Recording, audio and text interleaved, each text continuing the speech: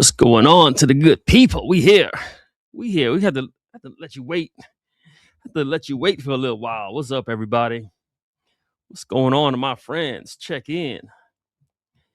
We had to hype the show up a little bit. We had to get it going.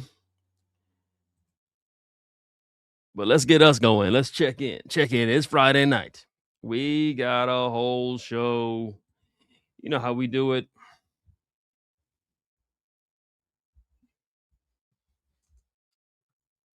And so check in. Let me know what you're sipping on.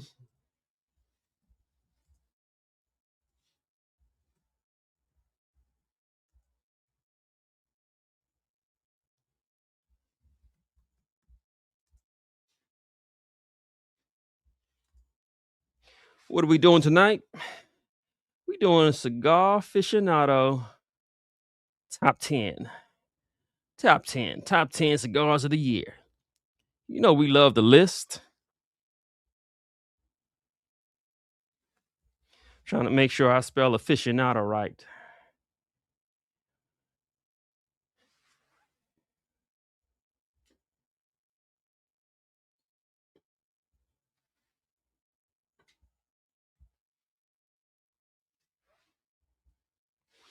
And so check in. Let the good people know how you doing. We about to have us a show and a half.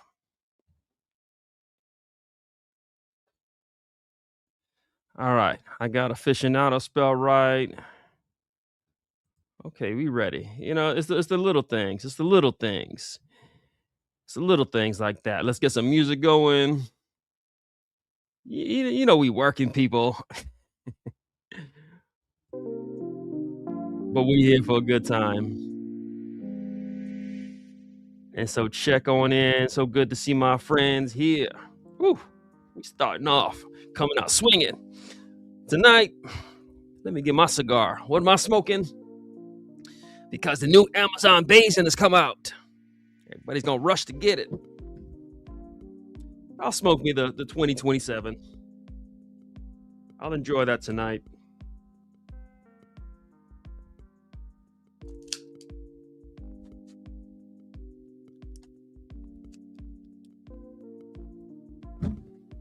Did I say 2027?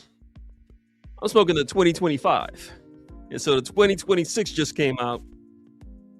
But I don't have the new stuff, my friends. We don't never get the new stuff. And so we'll get it when it finally gets to us. But for now, we got to smoke the old stuff. And so mic check, video check. I don't mess around when it comes to my sound. We got us a whole show. So let me know how we doing. Got my friends here. My friends are here.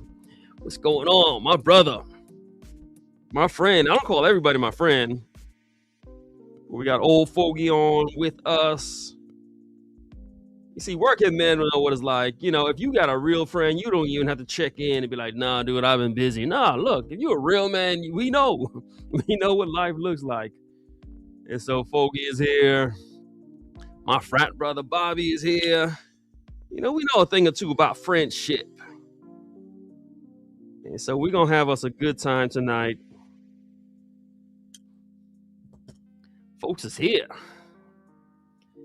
Folks is here. It's a Friday night. We got all these people coming just to hang out, have a good time. We got some giveaways.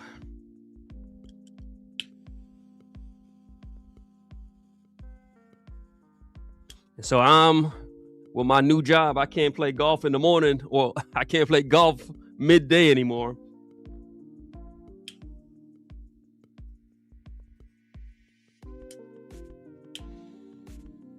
So now I'm back to being a weekend golfer, which means I got to get up. I'm playing at 7 a.m. tomorrow, which means I got to get up at like 5. Yeah, I'm committed. And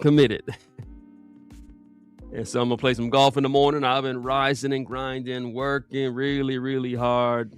What's up, Mindless Fate Music? What's up, everybody? DP Mitchell, what's going on? My buddy Luke there, trying to figure out what to smoke. So I'm smoking. I got this Amazon base in 2025. Good last year. It's still good now. What's up, everybody? What's going on, Chris? And my brother coming, blessing us right off the bat. Look, we here. Thank you, my friend. I appreciate you. I'm glad you did it. I know you didn't have to do it, but I am truly grateful that you did. So, Mr. Cash, God bless you, my friend. Thanks for supporting the channel. I really appreciate it.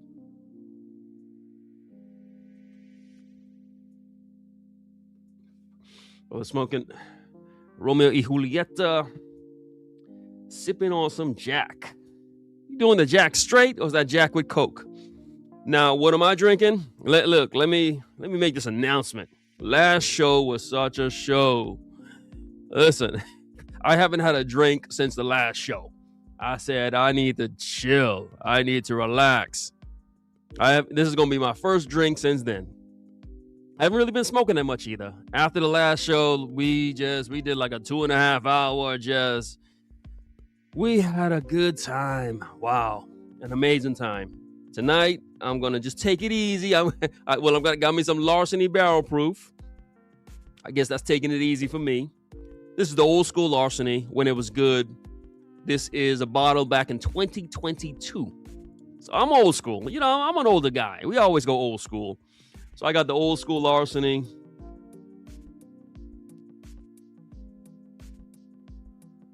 That's a good combo, Chris. Nice Honduran cigar with some tequila. Now, I'm not the biggest fan of the My Father Blue, but it's definitely an enjoyable cigar. I can see myself enjoying that, having a good time. What's up, everybody? What's up? We doing the top 10 tonight. That's what we doing. That's what we talking about. We made it to the weekend. So I had a good week at work. Very, very productive. You know, sometimes when you're new on the job, you got to show them folks who you is. And so, been getting a lot of good work done. We just rise and grind.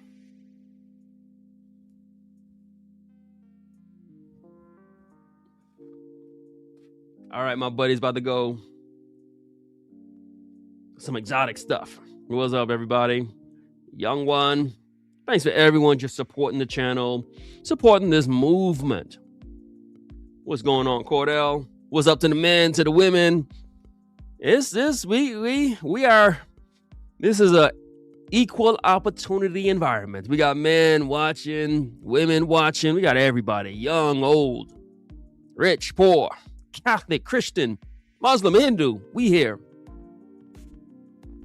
It's nothing like when people comment and they say, "Oh man, cigar prices where I am, like in Thailand or Tibet or somewhere."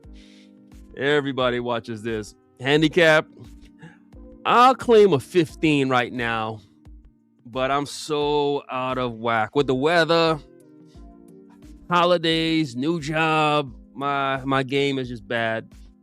But I'll say I'm a 15, maybe really an 18. We talking about golf handicap. When I'm on, I'm like a 13, but it's been a little while. I don't get to practice at all. When I get off of work, it's dark, so we do what we can.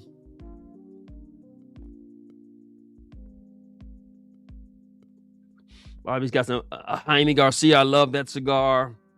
Some Four Roses. All right, DP. That's a man. This show's for he drinking some Jack Daniels just straight up. That's a man. I keep wanting to reach for my glass. I said, no, you need to chill. You need to relax. Last show, I looked at the replay. Last show, I was like, no, we need to calm down. I need to drink like I drink when I'm in the lounge. I got too comfortable. My little rule of thumb is you start sipping when you're like halfway through your cigar. That's how you pace yourself. You take it easy. Last show, we did not take it easy. I was just wilding. We had an amazing time. So we got a bunch of stuff we're giving away today. Nobody told me how my sound is. I need to know. How's the sound. It's so important to me. I guess as a preacher, I'm always wondering, how do I sound? Can they hear me? And so I can see myself. I can't hear myself. Maybe I ought to wear some audio equipment.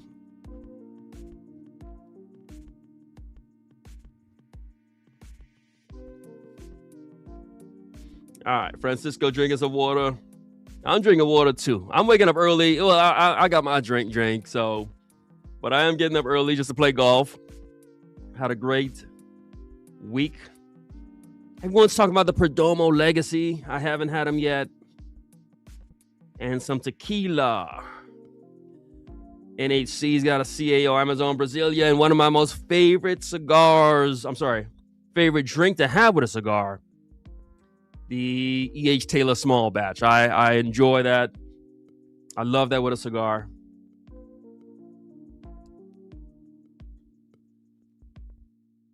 And so tonight, we just rating. We looking at what Cigar Aficionado did. I suppose we can always come up with our own. But you've been seeing the content. We are fresh. We're here. I'm having fun. If you notice, I'm putting out content like every day. Because even though I'm working in church and family, I'm just having fun with this. I'm relaxed. I'm in my bag now. And so you've been seeing the content.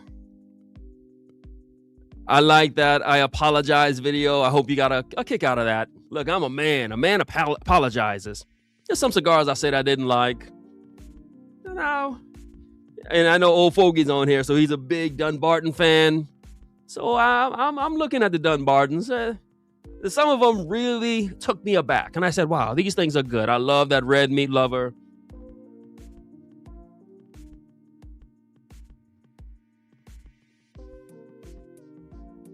You a man after my own heart. Smoking comic nerd. That Brick House is amazing. I think JC Newman puts that out. And Oyo de Nicaragua and Tanya. Some good stuff. My go-to Vitola. I like Corona Gorda. That's what I like. I like to taste the cigar. Certainly a Toro. If if I got the time. If I know I want to chill, smoke for an hour and a half. But if I'm smoking to taste it and enjoy it, then I'm going to go Corona Gorda. So it's a little thinner. And so it's not like a Lancero, but it's still going to give you a good 45 minutes of smoke, but you're going to get all the flavor. So that's my way, Corona Gorda.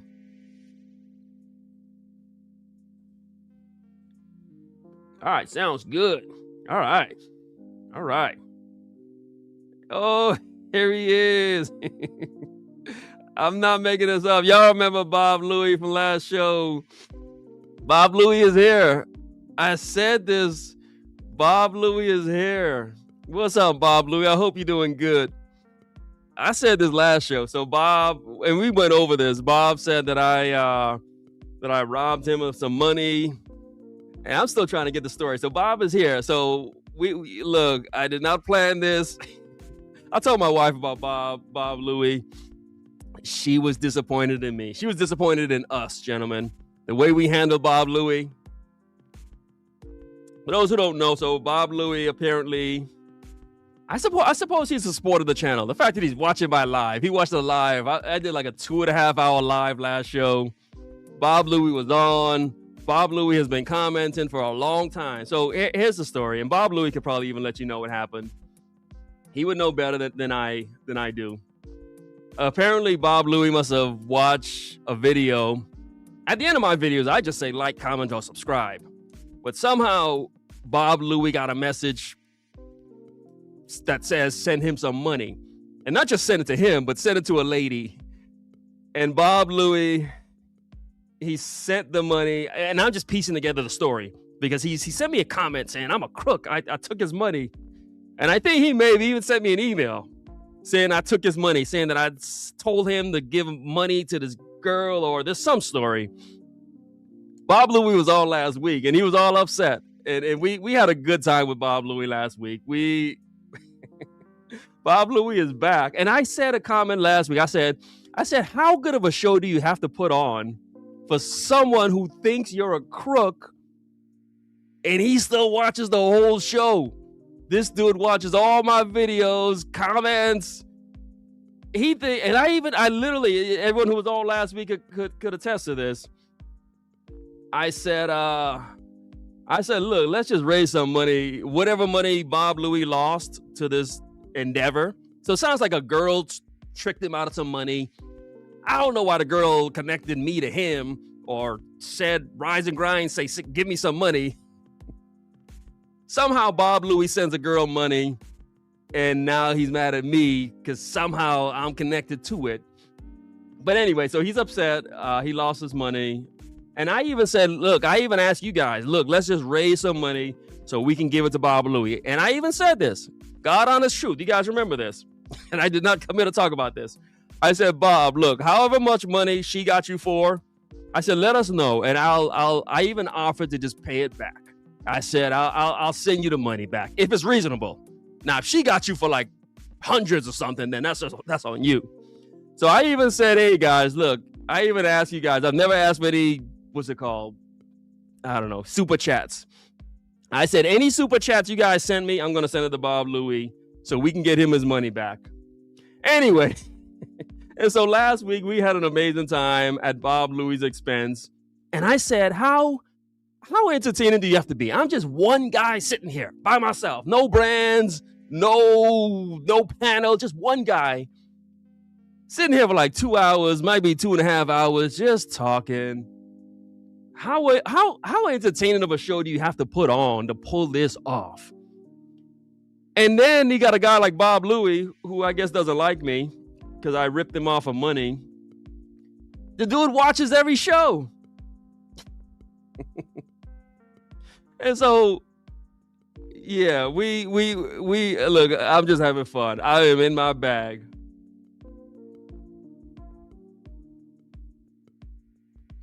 Bro says Bob gave all his money to the Siberian prince. Bob is back. Like, and we had fun with Bob because look, we men hanging out, doing what men do. We don't really do the whole troll thing. Like, I don't know how to deal with a troll.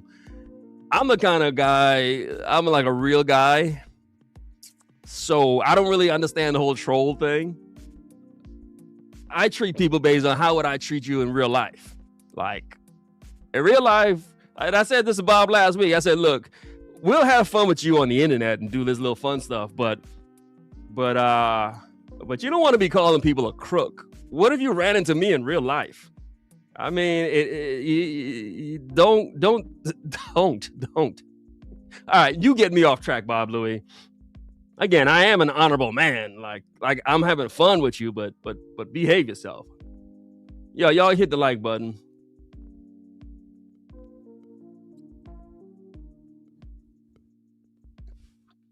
He says he'll catch up to me, or maybe it'll catch up to me. All right, Bob. Well, enjoy the show. I must be putting on an amazing show, Bob. Again, let me know how much money you got scammed out of. And again, I want to help you. I think it's funny, but I do want to help you. I am a generous kind of human being. And speaking about being generous, on this show, where we actually help people out. So the guy who won, I'm always giving out. I'm trying to give these bottles away. So somebody won a bottle. Somebody won a bottle. I announced the name. Brother didn't answer. All right. So this is back in the pool. So tonight we're going to be giving away a bottle of New Riff. I've been trying. You guys are making me look bad. Later in the show, in a few minutes, we're going to... Oh, actually, no. I'm sorry. Here's who the winner is for the New Riff. The New Riff winner is... No. I'm wrong. All right, I'm trying to get it together. We had two winners. And so let me get caught up here. Let me get caught up. We had two winners last week. Okay, all right. I got my notes. We had two winners last week. All right. Gary M260 won the new riff. And so Gary M260, you are the winner of the new riff. So Gary, if you're here, go ahead and check in. Gary, you are the winner. If Gary doesn't announce it, somebody else is going to get this bottle at the next show. So Gary, you won that. So Gary is the winner. Gary M260. You're the winner of this new riff single barrel. Okay. Gary won that. We giving away a ton of stuff. Look, I've been trying to unload the same stuff. People, I announce it. Sometimes you guys will say, yeah, I won, but you got to check in with me. And so Gary M260, you are the winner. You got to email me between now and before the next show. And I may not do a show. I don't think I'm doing a show next week. I got some stuff to attend to. And so Gary, check in. Yeah, we'll probably take next week off because I'm doing a men's circle, which is where me and my friends, we come together in real life and hang out and do exactly what we're doing here. So I don't just do this online. Me and my friends, we really come together. And so we rotate it. And so next week I'm hosting it at my house. It'd be me and, 10 of my friends and just hanging out, talking as men. So what we do here, I do this in real life, and I'm doing it in real life with my real friends next week. So we'll be back on the 23rd. So Gary, you're the winner. Check in with me, Gary. Gary won the bottle. So check in. That's a good bottle, Gary. Check in, else someone else is going to get it. And we also gave away a journal. And so speaking of Bob, this show was just so real. So Bob had some grammatical errors in the things he was chatting and typing. So look, I can be wild and crazy, but I am always going to be intelligent and articulate. And Bob had a lot of grammatical errors. So we made a little fun about Bob. And we did like hashtag didn't. And I said, okay, whoever does the hashtag didn't, they're going to get my journal. I'm going to send you a copy of my journal. And the winner of that is Ryan Watson. Yeah, Ryan Watson. Ryan, you're the winner of the journal. So Ryan, check in, email me. You probably already have one. I think you're a Patreon member. My Patreon members, you get a journal automatically. You become a show sponsor. I automatically send you a journal. So a lot of you guys have it. But Ryan is the winner of the journal. So congratulations to Ryan. Congratulations to Gary. Bob really threw me off. Like, I was not expecting to see Bob.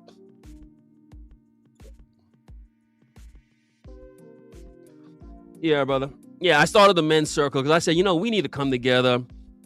Because we're all going through different things. Some of my friends, maybe dealing with I'm at that age. I'm 46, so I got friends who might be battling some different kind of cancers. We're at that age where we got to get yourself checked. So I might have a friend who's dealing with cancer. I might have a friend who's going through a divorce. I got friends, people like me, who I'm about to be an empty nester. So we got men during different stages of life. And it's important that we come together and just share and connect and just hang and just vibe and just release. And so that's what my men's circle is for. And that's really what the channel kind of is as well. But just so you know, I also do this in real life. Like, I really bring the men together. Just have some pizzas, some cigars, some whiskey. So all the whiskey you see in my collection, it ain't for me to sit and drink. I bring the brothers over and we vibe, we connect, and we have a good time. And we sit outside like I'm sitting right now, just smoke some cigars and talk. So again, if you're 40, 50 years old, 60, you've been through some stuff. You've dealt with children. You may have dealt with a bad marriage. You may have dealt with a bankruptcy, being laid off. Again, maybe you dealt with different forms of cancer and whatnot. Colon cancer.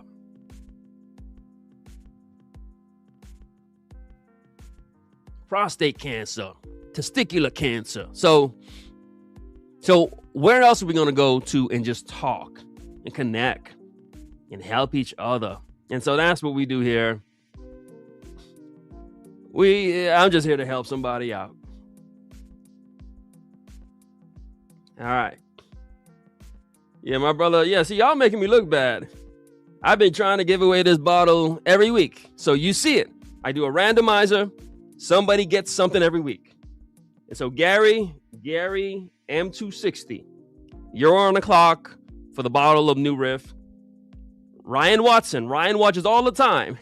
Ryan, come claim this journal. And again, and tonight. And then I'll be giving this away. I've been trying to give away this bottle. This is a good bottle of Nassif Family Reserve, some American whiskey. And so we'll be giving that away. My brother said, Bob's a character. Bob. When I got done with last week's show and I saw just how well attended it was, and then I looked at the numbers, and I start off every show. You can check the tape. I start off every show saying last show was my best show.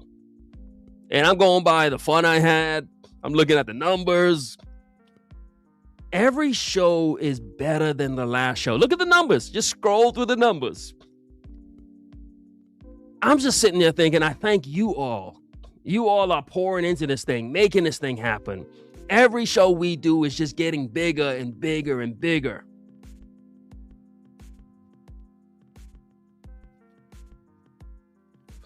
I started this out, just an idea. Other people had different cigar shows, and I never wanted to be one of those kind of shows. I just wanted to connect, kick it with my friends. So this show was just an idea. And so I was expecting it to be small. That's why I talk about what I want to talk about. We may talk about Jesus. We may talk about testosterone. We may talk about prostate cancer. This is just for us to come together. And so by intent, this was never designed to be like some cigar show, because I'm not even talking about cigars. I might tell you, hey, I'm smoking the Amazon Basin. I'm drinking some Larceny Barrel Proof. But we just kicking it as men and women. And so I was expecting the show to, maybe get 200-300 views. And that's where it was at first. But then it started getting like 500, 600. Just a guy just sitting here, just vibing, just connecting, not selling nothing. Admitting that I'm no expert on anything. Not trying to tell you the best. No, I'm just kicking it with you. It's just us. We here. Last show got like over 700 views. What's going to happen when this thing just keep growing and growing? Think about it. And when you guys start reading the comments that I'm now getting, remember what I used to always say. The only ones that comment on my videos is the people. That's me and you. It's us. Now, all of a sudden, brand owners are starting to comment on the videos. They're commenting on the shorts. This show is just a guy kicking it with his friends. That's all this is. What's going to happen when this show, the numbers went from 200 to 300, 300 to 500, 500 to 6, 6 to 7? What happens when we start doing 1,000 plus a show?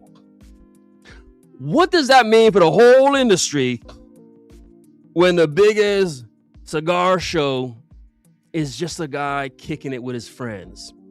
What is that going to say to the whole industry when the biggest cigar show ain't got no brands on it? Ain't got no industry hype? What is that? And think about it. Imagine you a brand owner and you done spend all your time and your efforts trying to get on people's channel. And this guy by himself, a good man, a Christian man, a masculine man, an honest man, a Marine veteran, a hardworking man, a good father, an honest man, a man not buying into your hype, a man that can't be bought. What happens when that guy has the biggest show? What's going to happen to the industry then? Because imagine you done spent all your money on marketing and hype, and a guy like me comes out of nowhere. Just an honest guy, regular guy. Look at me. Hoodie, military jacket, beanie on, smoking an old cigar. What's going to happen to the whole industry once they come to realize the whole hype machine failed?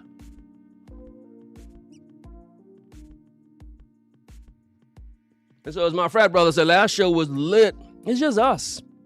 Ain't no panel. Ain't no special guests. It's just men kicking it. And this right here is their biggest fear. What happens when good men and women just come together and just talk about what we honestly know? So this year I'm having fun because what I realize, the industry, I ain't never been a fan of the industry. And what we're seeing is where the real power is. The power is with the people. The power is with us. What's that going to look like when this little channel is putting out the biggest cigar show of the week? What's that going to look like? Just honesty, masculinity, some Christianity, some patriotism, just men talking, women involved. What's that going to look like? So again, and so if you ever started to wonder, okay, how come now all of a sudden the brands are starting to comment on his stuff? How come now I'm seeing all this brand? Yeah, because they've been seeing the movement. And the movement was created by you guys. But what I'll always promise you is it's always just going to be me and you. It's always just going to be us. Yeah, are they connecting now and saying, hey, let's get... Yeah, they do it. But this show is always going to be real and authentic and raw and just us. Why? That's how it's always been. It's just been me and the people.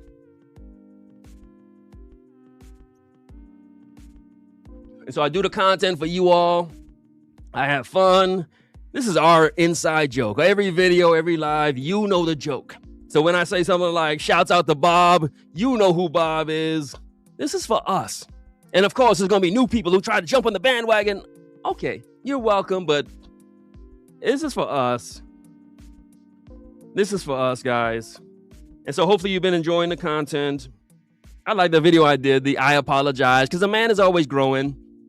And so I'm exploring cigars, checking out some new stuff, seeing where I was wrong, smoking cigars that actually have some taste. So hopefully you checked out that video. Cigars that a regular guy smokes and tastes. So we done took back the whole industry. All the little tricks they try to do, the nuance, the subtle. Yeah, we conquered that. We doing content that us people, what do we smoke? We smoke Amazon Basins. Not because it's new and it's hype, but because we've been smoking it. What's going on, Ray? We here. And my brother says it's always been about the fellowship. This is about the truth. And so that's why I've been very careful. My brother said, do I have anything against the industry? Nah. In a word, no. But I just love us more. That's the way I'll answer it. I love us more.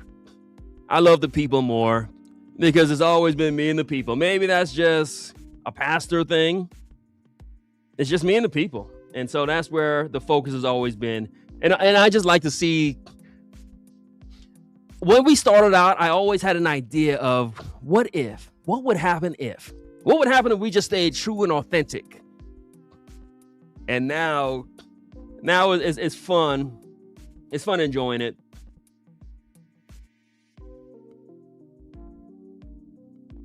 Brother said he forged his mom's name to join the Corps. I would have to do the same thing. I joined when I was 17.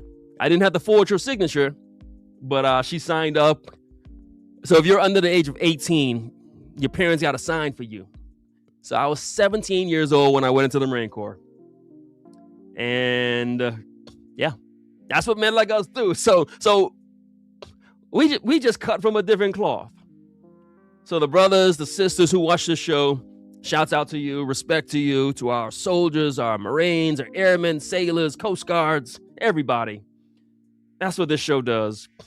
Brings together some good people. We're just kicking it, having a good time.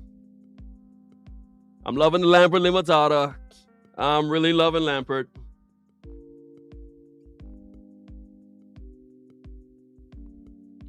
In fact, I'll tell you this.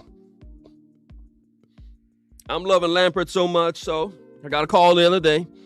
The call said, "Hey, we got something for you."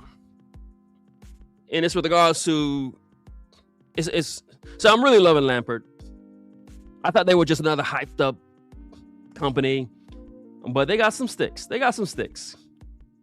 And I've been enjoying it. So yeah. In fact, I got a video coming out this week about the Lampert Limitada, the 2025. So that one's coming out. I got a video about cigars I used to love, but I just don't love them anymore. That one's coming out. And so we doing fun stuff. But I got a call this week with regards to Lampert. And it was letting me know that I've got some special Lamperts headed towards me. It's like, I think it's called a Golden Retailer. So it's something that's usually, I don't know if it's not sold or just given away to retailers. I got a call from a company saying that they're going to send me some Lampert Golden Retailers. So just me, little old guy. And when did I get the call? I was sitting at work. Got the call at work. I said, yeah, sure. Send it over. And so what does it look like when it's just a guy staying true to himself, to his ethics, his beliefs, and just kicking it with the people? So to anyone watching, look, it's possible. You don't never have to sell out. You don't never have to fall into the hype machine. Nah, just be true.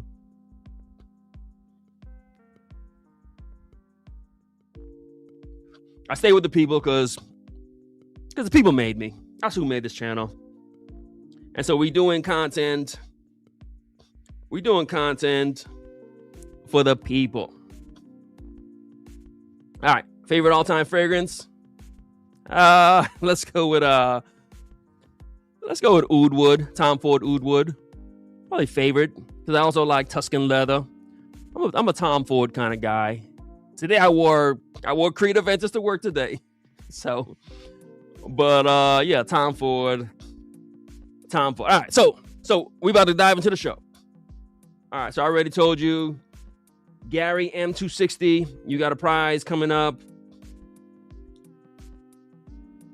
Ryan Watson, you got the journal coming your way. Gary, you got the bottle of New Riff. In a second, I'm going to be raffling off this other bottle. It's time to get into the show. We've been chatting way too much. Bob threw me off. I was not expecting Bob. Like I said, last show, we was just wilding out. Notice, I'm still drinking water. I said, time to relax and chill. I'll drink my whiskey in a second. I'll start sipping on the whiskey now that the show is about to begin. All right. Russ says, nice getting some freebies. Yeah. But the thing about, I received the cigars just as a gift. Thank you for the cigars. Thank you. Now, if you want to talk business, we can talk business. And so, yeah, receiving gifts are nice. But business is business.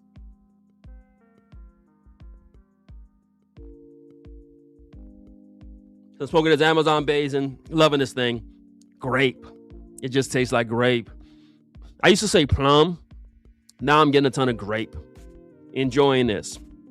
All right, we about to go. I'm gonna take my first sip. I haven't had a sip of alcohol since last Friday. That's how crazy a show we had. I woke up the next day and I was like, yeah, I need to chill. Where I am right now, it's 55 degrees. But you got to remember, I'm an island boy. I'm an island guy, born in Miami. So I'm freezing. I got a patio heater next to me. I got a beanie, hoodie. It's 55 degrees, but let me know where you are, where it's 76. I miss that.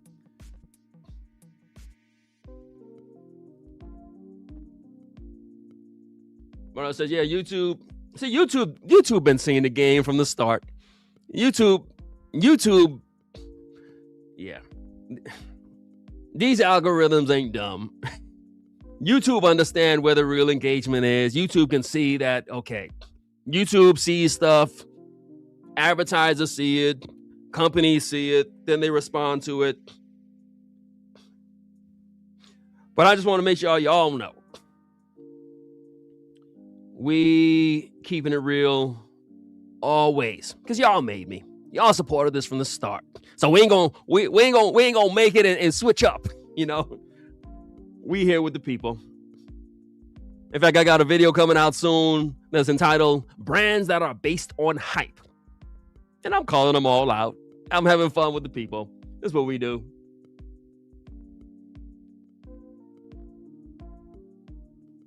Yeah, I noticed a lot of the hype. Yeah, the whiskey scene is pretty much dead. The cigar scene, hey, I'll let you be the judge of where it is.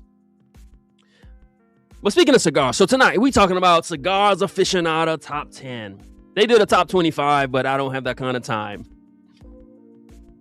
Oh, my brother in my place. All right, Tampa. Good stuff. Shouts out where you at. 75 in South Texas. Ooh. Oh, man, I wish I was there.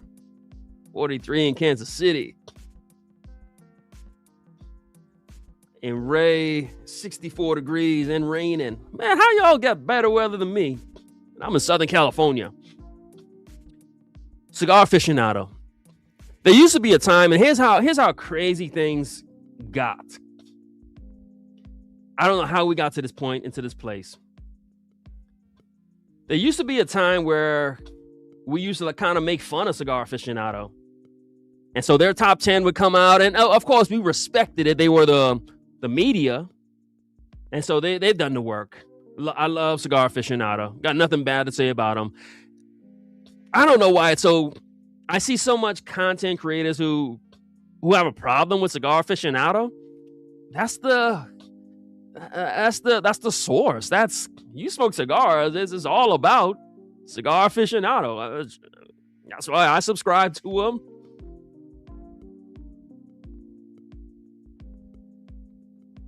What's up, my brother? Been supporting the channel. I appreciate you. I see you. I see that's why I respond to every comment. I know every one of y'all. 11,000 people, and I know we about to hit 12,000 in a second. But I can respond to every comment. I know every single one of y'all. I know where y'all from. It's just called loving the people. Not getting too big for the people. Respecting the people. A lot of y'all, Daryl out in Philly, 35. Woo. January. All right. But I think, and maybe it's an age thing, but most of us, we respect Cigar Aficionado. We remember the interviews. We remember just everything, the whole journey. What I've noticed is that, yeah, my Hurricanes did it. Hurricanes are doing it. I saw the game last night, whenever it was, against Ole Miss. Yeah, enjoyed that one.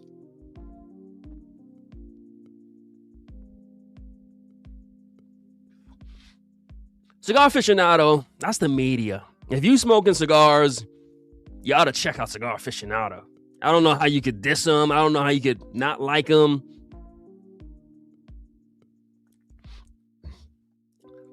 The people who sit in my lounges, the men I sit around, they ain't got no problems with Cigar Aficionado. We respect it. It's a wonderful publication. Good interviews. They showcase good cigars. That's the media platform. But I noticed once I started watching cigar content, I noticed there was always this dissing Cigar Aficionado. And I was always like, why are you dissing? Like, that's the father. That's who birthed all of us. That's where cigar content comes from. It's all about Cigar Aficionado. But then I noticed there was this like subtle shift.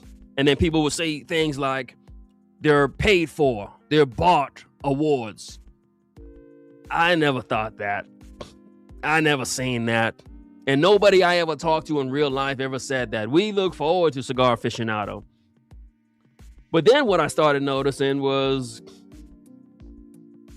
I started realizing that, look, I think I'm more connected to Cigar Aficionado than I am to some of this other content or other social media portrayal of cigars.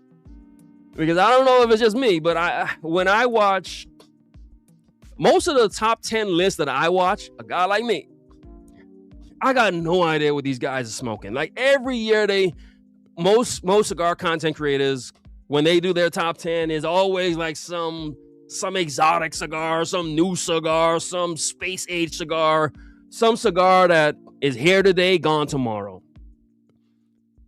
And it seemed as if that was just the direction we was going in, where it's always this new stuff, expensive stuff, rare stuff, exotic stuff.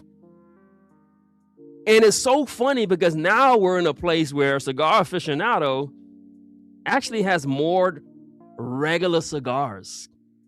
They got the Rocky Patels, they got the Padrones, they got the Olivas, they got the cigars that a regular person like you and I actually walk into a humidor and buy.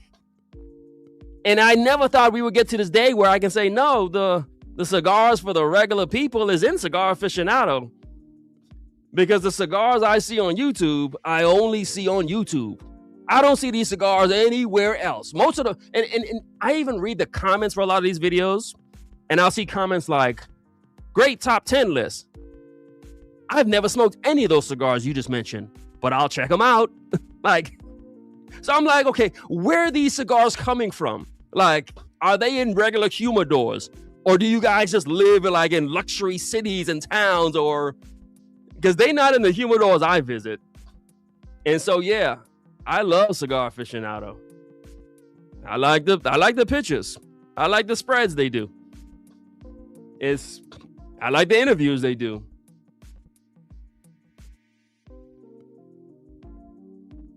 Yeah, my brother said Cigar Aficionado is the cigar Bible. And certainly there's other publications, yeah.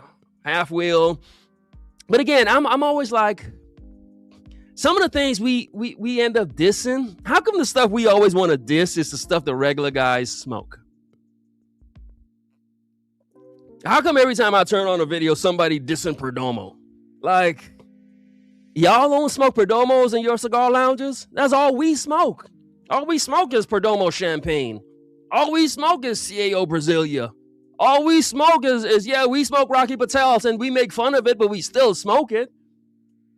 That's why this channel is just different. We just do regular guy stuff.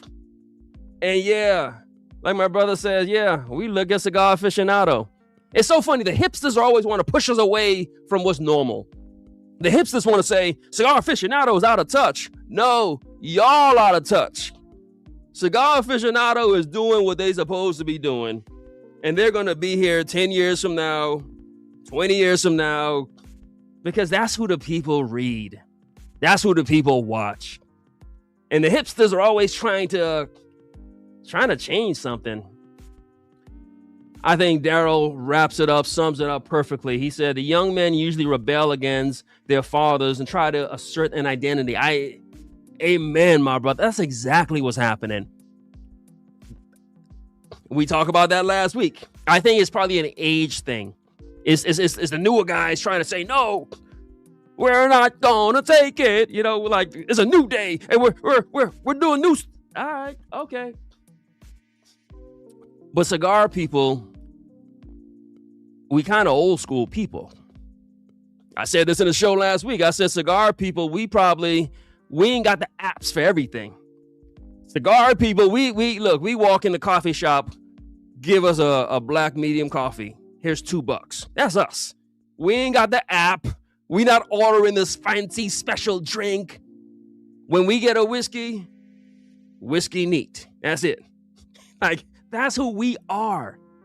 And this channel, I don't know why I have to. This channel is to promote just normalcy. Man just being normal.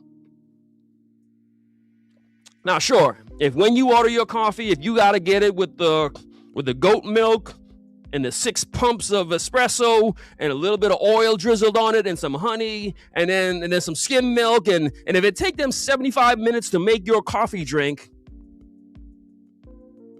Well, that's good for you. But there's still guys out here like us who we just get black coffee. That's what we drink. We just get whiskey neat. That's what we drink. We get steak and potatoes. That's what we eat. We don't eat snail. We don't eat the new thing that just came out. We don't eat no near meat. No. We eat steak, potato. We drink black coffee. Okay. All right. And so we read Cigar Aficionado. That's what's on our coffee table. That's what we do. And I never thought that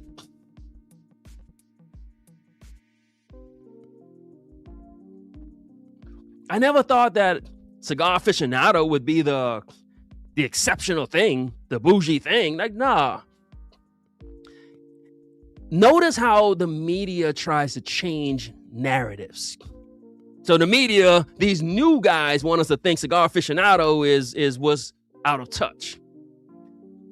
But as I go through this top 10, I can recognize more cigars in Cigar Aficionado's top 10 than any of the top 10 I done seen this year or last year.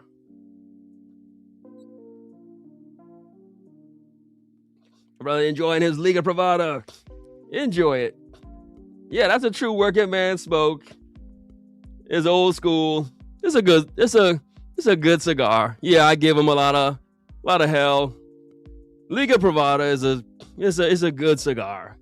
Remember, I'm apologizing for all the wrong, harmful things I've said. I may never buy one again, but it's probably a good cigar. Shouts out to Drew Estates. Shouts out to Dunbarton. Yeah, my brother talking about the cigar peddlers. And I think it's just a new thing. But one thing I'll stick by, and I'll say this, because the men on here, we can recognize the game. We know when that 2-bit car salesman comes our way, the used car salesman, we can see it. So to the industry, I ain't got nothing against you. But yeah, but we don't really believe y'all like that. We not messing with y'all like that. Of course, there's gonna be some good companies out here.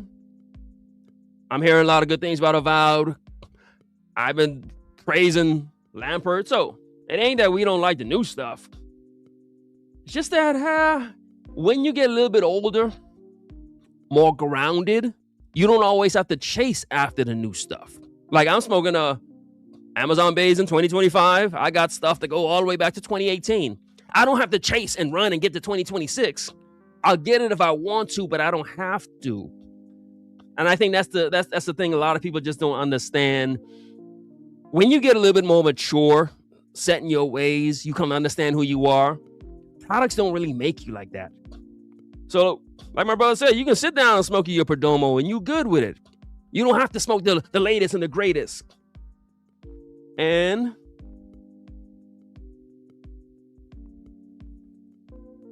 maybe that's the appeal for this channel. And so again, this channel ain't for everybody. Like my brother said, I love watching the interview. I watch that Michael Jordan interview all the time. That's what guys like us do. All right, so let's just dive into this. All right, enough chatting.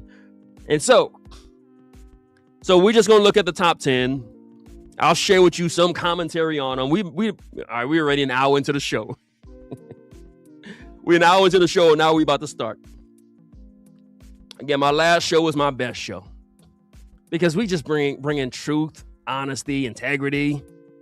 And even if you disagree with it, this is what men do. We can sit and talk and conversate. Ain't no brands on here because we sit in the lounge and just talk. We talk about how the brands suck, how the brands are the best. There's going to be the Fuente guy. There's going to be the Padron guy. And we're going to just talk and go back and forth. But it's just what we do.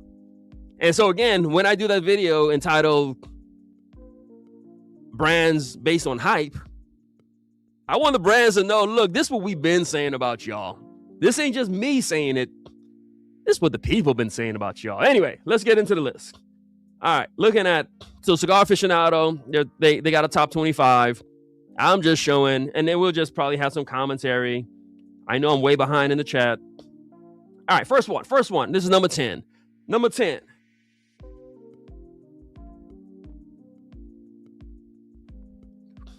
All right, number 10. This is the Ferio Tego. Now, I did a video the other day. I talked about a Ferio Tego cigar.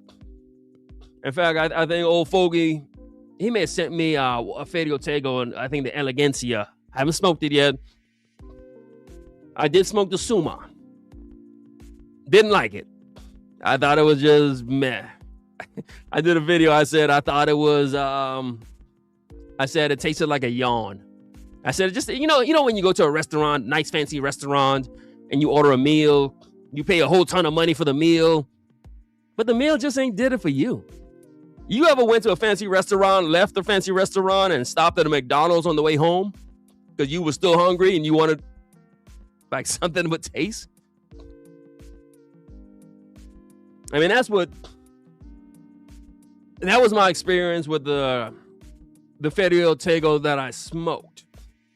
So, Cigar Aficionado. And maybe if you guys smoked this one, go ahead and comment. Let us know. Let us know what you felt about it. My brother, he said, yeah, he smoked the boutique stuff, but he just goes back to his Padrones.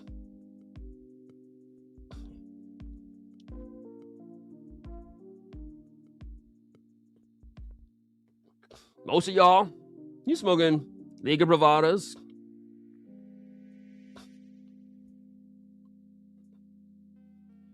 And so we help each other. We let each other know that, yeah, nah, that brand is good. Nah, that brand ain't that good. We listen to each other because we all we got. That's why I started the show off saying, look, I'm here for y'all. We can vibe. We can connect. I see guys like y'all in the lounge, like in real life. And I'm always willing to learn. Again, I wasn't the biggest Lampert fan. Now I'm in love with Lampert. And so Ferio Tego, Mar says he enjoys it. James says it's good. It got number 10. Now, I smoked one, and it was a good quality cigar. It just wasn't enough taste and flavor for me. That's why I did the video the other day saying, I think in my last video I just did, came out yesterday, I believe, saying, look, we want cigars with taste. Why? Because we drink 120 proof whiskey. I just ate my wife made some pozole. I don't know if you guys eat Mexican food. That's what I had for dinner. Pozole with a jalapeno. Like, we eat with lemons. So I got all this lemons and jalapeno and chicken and high proof whiskey. If I'm smoking something, it's got to have some taste on it. And so that's why I did the whole video saying, yeah, a lot of these brands ain't got no taste. You smoke you a Padron 2000, that thing's got some taste on it. And I hated how they try to make it seem like, oh, well, you're not refined enough. All right, well, then forget you too. If you're going to diss me, I'm going to diss you right back. You're soft and you're feminine. Yeah, how about that? Because I hated this whole idea that you're not refined enough to experience the nuances. Nah. Like I said to somebody who their food don't taste good, you just can't cook. It ain't me. You just ain't good at what you do. Make it taste better. But Cigar Aficionado listed this one as number 10. So I'll maybe.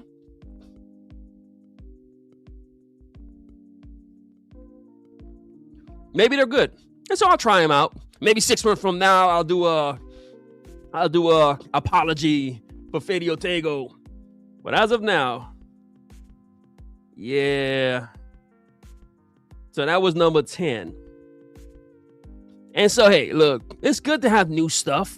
New stuff should be coming out. We got to try new stuff. But just because it's new, I mean, if all you do is just buy stuff because it's new, then I don't think men like me don't just buy stuff because it's new. And I could only be the best me. And my channel is just for guys like me. We don't just do stuff because it's new. We rock with it. If it's new and it comes highly recommended, from a good brother, we'll check it out. But we kind of know what we like.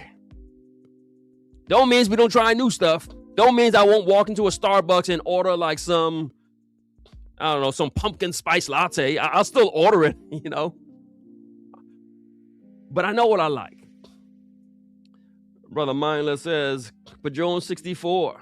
Oh, he was disappointed by it. Okay.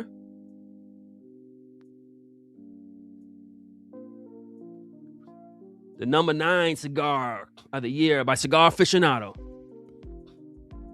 is an Arturo Fuente, an Opus X. And some would look at this and they'll say, see, Opus X, Arturo Fuente buys and... Did they buy respect? I mean, what did they buy?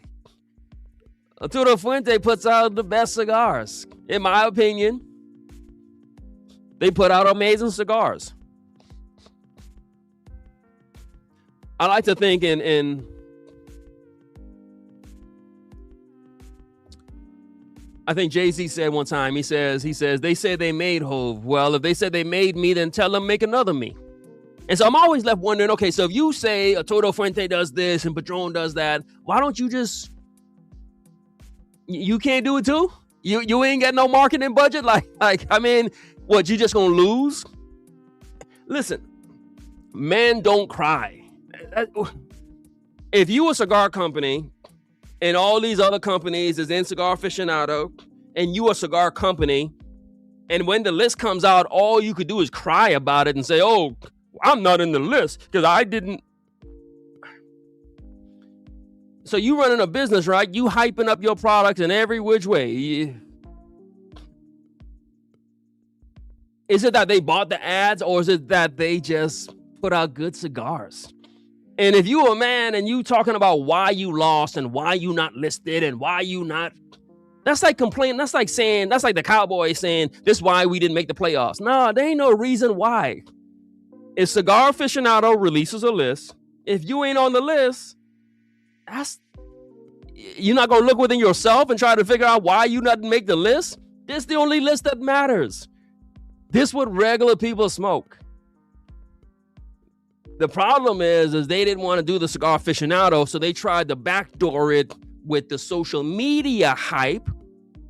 And what they're learning is that money only goes so far. Because all the cigars that get hyped on social media only gets hyped for like a week or two. You don't ever see, in fact, most of the cigar content, they won't even list the same cigar twice. And so what these companies are realizing, yeah, you strayed away from the established publication. You tried to do the social media hype thing, and it ain't working for you. And now you're trying to figure out the way around. And so the only way you could stay hyped is if you keep coming out with new stuff and new stuff and new stuff and getting people to hype it up. But that's very expensive. That's why most of these new boutique companies, all they put out is limited editions. The cigar they hyped last month, sold out. You can't just work off of hype. And today, you got to come out with solid products. And that's what Arturo Fuente did, Opus X.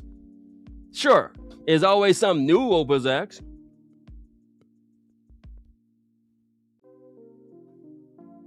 But if you're doing the right thing,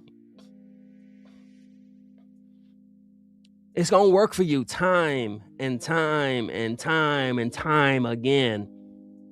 And so I love Opus X now. In fact, Old Fogey sent me the 20th anniversary. I think that was the last new one that I've had. Yeah, I love Opus X. So yeah. Why? Because I've been smoking cigars for about 15 years. That's what I was smoking back then. That's what I'm smoking now. How many companies can actually say they still putting out the same line? How many companies? You got Padron and Opus X. Only companies that can still say we got the same line. Padron still putting out the 1964, 1926. Arturo Fuente still with the Don Carlos. What happens is the younger guys look at this and they say, oh, we need new stuff. Nah, you need new stuff. When you get a little bit more established, solid, come to understand who you are, you don't need new stuff all the time. You can just chill and enjoy. And so the number 9 cigar of the year, an Opus X. And I can't wait to see how people are going to respond to that and say, oh, how can you hate on something when it's always good?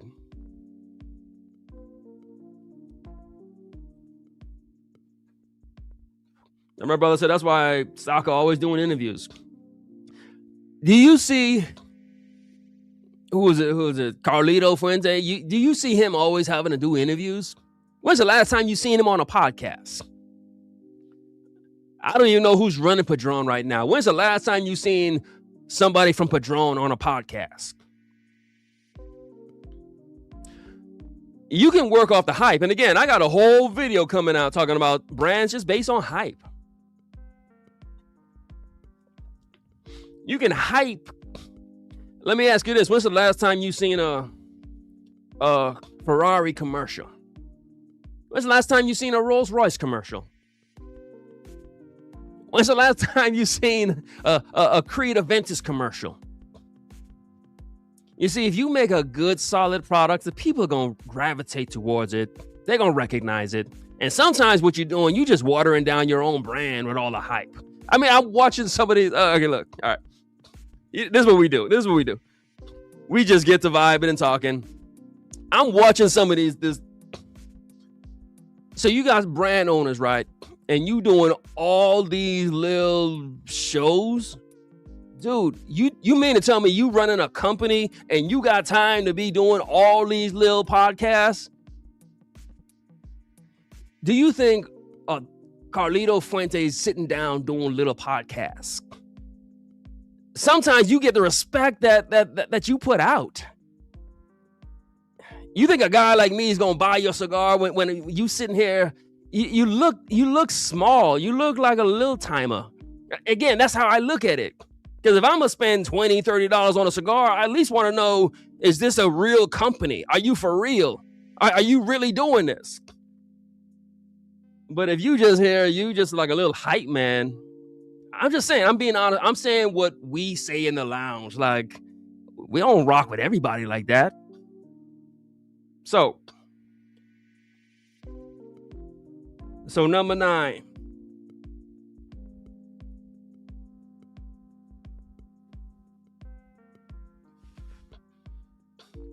We're checking in with everybody.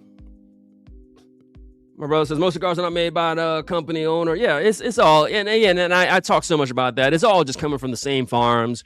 It's really just slapping their brand, their bands on it, calling it theirs. It's like, we know so much about the game. Why? Because Cigar Aficionado. We read the interviews. We know. The truth is out there, my friends.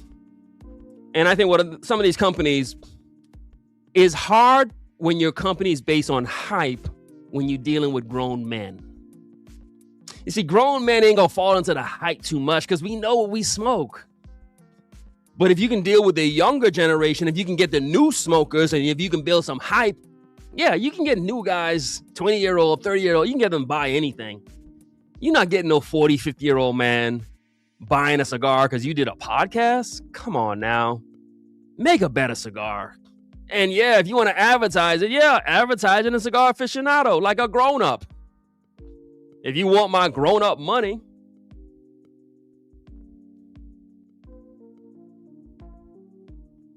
The 8th cigar of the year. And what am I smoking? Padron, not Padron.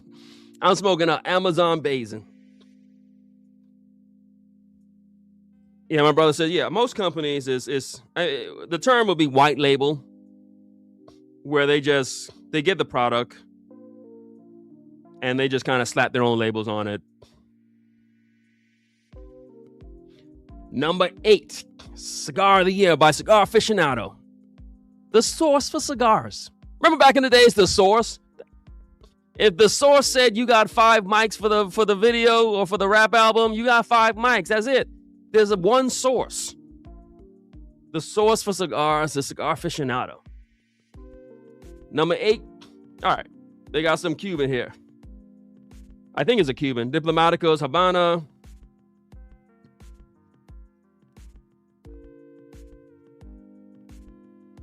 Some Cuban regional. I've never smoked it. Probably never will. It's a Cuban cigar. So Cigar Aficionado, look, they're covering everything. New world, old world. They're getting the best cigars. Now, did this Cuban cigar buy an ad in Cigar Aficionado? No, they didn't buy no ad. The cigar is probably a good cigar. That's why it's number 8 on the list.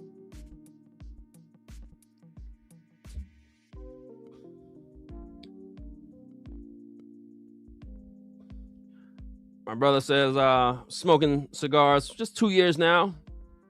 He's 39. I only take recommendations from OGs. I mean, that's how we used to do things. Just offer real recommendations from people who really know what they're talking about. And I'm seeing that a lot with you look at cigar content. Again, that's why I said, look, let me just do a channel for me and guys like me. I'm a 46-year-old man.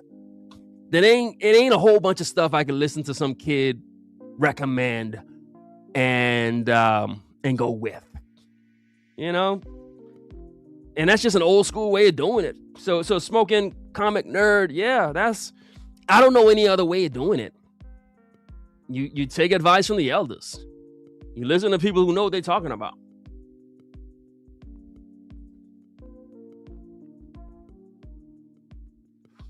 Smoking a Perdomo Legacy right now. Enjoy it. Yeah, we see the same thing with our fragrance influencers. Everyone comes out with their new stuff. Yeah, it's just the same thing. They just slap their name on it. Louis said, it's hit or miss. Yeah, OGs know what they're talking about. Like, when did we get away from that? We don't respect the OGs no more. I mean, every generation, sure, there's always going to be the rebel. And that's what we do, you know. We rebel against what our father said. But we always had in the back of our mind a little bit of wisdom that says, hey, this dude probably know what he's talking about. It's just like when your dad told you something, you didn't listen, but you understood. You did your own thing, but you knew he was giving you good advice. And I think we've gotten away from that. Graveyard activities. Yeah.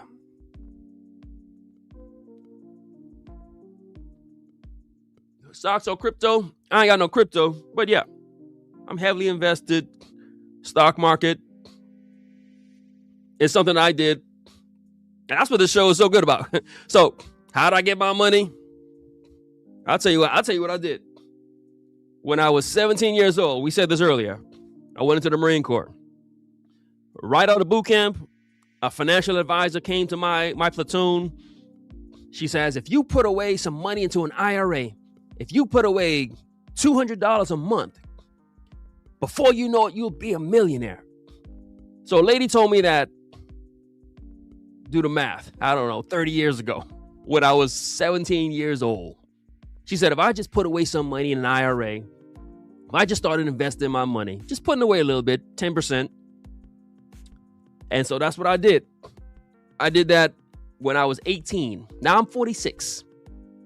Real estate. So look, the OGs can help. The OGs can share with you and say, hey, man, look, here's how you can make some money. And so to Bob said, I'm a crook. Like, I ain't no crook, Bob.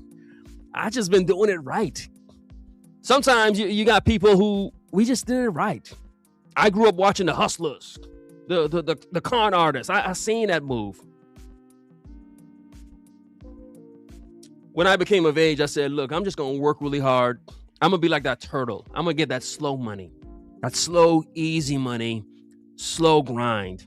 I work every day. I got 2 jobs. Slow, nice and easy, nice and steady. You do that for 20, 30 years.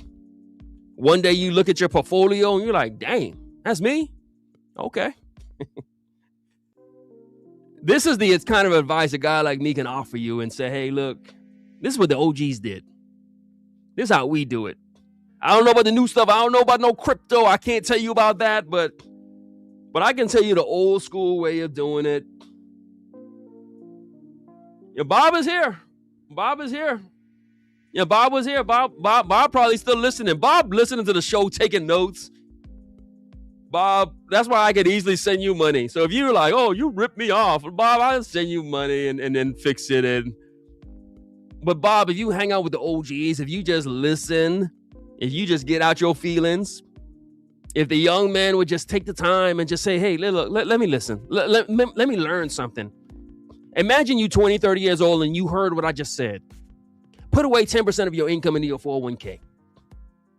Just do it slowly. It ain't gonna look like a lot of money until one day you look at your account and you're like, dang. Every time I get sad, I look at my 401k and I get happy again. Why? Because I've been putting away for like 30 years. Imagine the compound interest. All right. So we good. All right. You know what? All right. Speaking of money, all right, let's get some stuff away. All right. Are we talking about Bob in the bushes? Look, that's what this show is real. We on time. All right.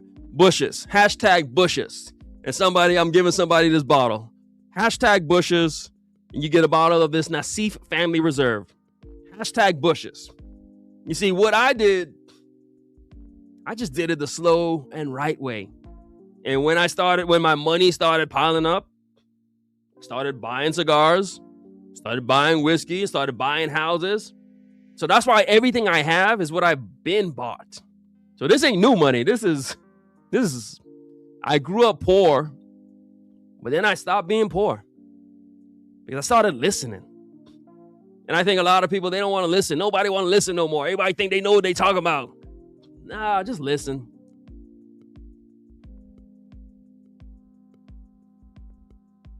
See, a guy like me, how you going to be in social media or any form of media and you dissing Cigar Aficionado? I mean, the dude who runs it, this dude did interviews with Castro. Dude been doing this since the 70s. How you dissing him? You don't think he know about cigars? Again, it's that mindset that we knew and we hear and yeah. That's why y'all ain't doing as good as you should be doing. Because y'all won't take the time to just listen to people who know what they talking about. Just listen. And that's how I can tell who really in the lounge, who really outside. Because the men who really outside, you don't sit in no lounge and you the young head and you doing all the talking. Ain't nobody sitting in no cigar lounge talking about no, I got me my Fedio Tego and you all smoke it. Man, what lounge y'all going to? What lounge is you sitting in talking about some new boutique stuff? Where are you guys?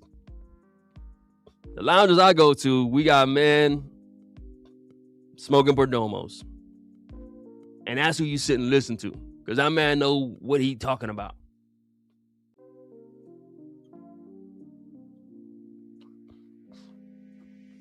And when they go home, you know what they read? They read Cigar Aficionado. It's just old school stuff. To the young man, you want to learn something, just stop talking so much. Go to the lounge. Get off YouTube. Y'all on YouTube now. It's Friday night. I'm giving you a good show. But at some point, get off YouTube. Go sit down in the lounge. Imagine you've been spending all your money. So, and a lot of people who watch the show, they say, oh, I just started smoking. Okay, great. Go to the lounge. I know you watch my content. Look, I'm trying to bring you the most realist thing I can possibly bring you. But at the end of the day, get outside. Go to the lounge and sit with the men, sit with the women, and see what they doing. See what they smoking. Listen to them. Because imagine all you do is you listen to cigar content on YouTube. Man, you will go broke doing that.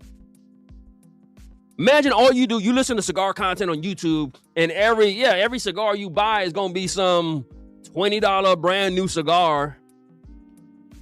But then you go to the lounge and you sit with men who've been smoking 20, 30 years. They smoking them some CAO Brasilia. They done figure out how to get a Padron 2000 to taste amazing. They sitting smoking cigars that cost them like $2-3. Imagine you spending $20-30 and wonder why you broke all the time. Sit with the elders for a second. You'll learn so much. Ryan Watson, you here? So listen, you won the journal, Ryan. I announced it earlier. Ryan won the journal. Congratulations to Ryan. Ryan is here. You know, you probably have a journal already, but Ryan, look, you won it. I'm giving it away. You won it. So you got to claim it. Ryan never makes the show. He always comments on the replay. You see how I know everybody? You might think, oh, dude, your last show had I don't know, 700+ views, all these comments. I know every single comment. Ryan tends to watch the show on the replay, and then he'll leave a comment on the replay. So I got you, Ryan. So Ryan won, so make sure you email me, Ryan Watson. I think he's also a Patreon member. So I think he already has a journal, but you won this one. So just email me again, and I'll get this sent out to you.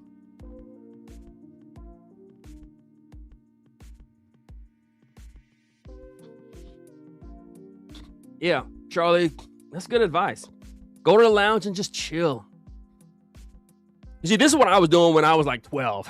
So yeah, again, I joined the Marine Corps at 17. So between the age of 12 and 17, I was just sitting with the elders, just listening. And that's why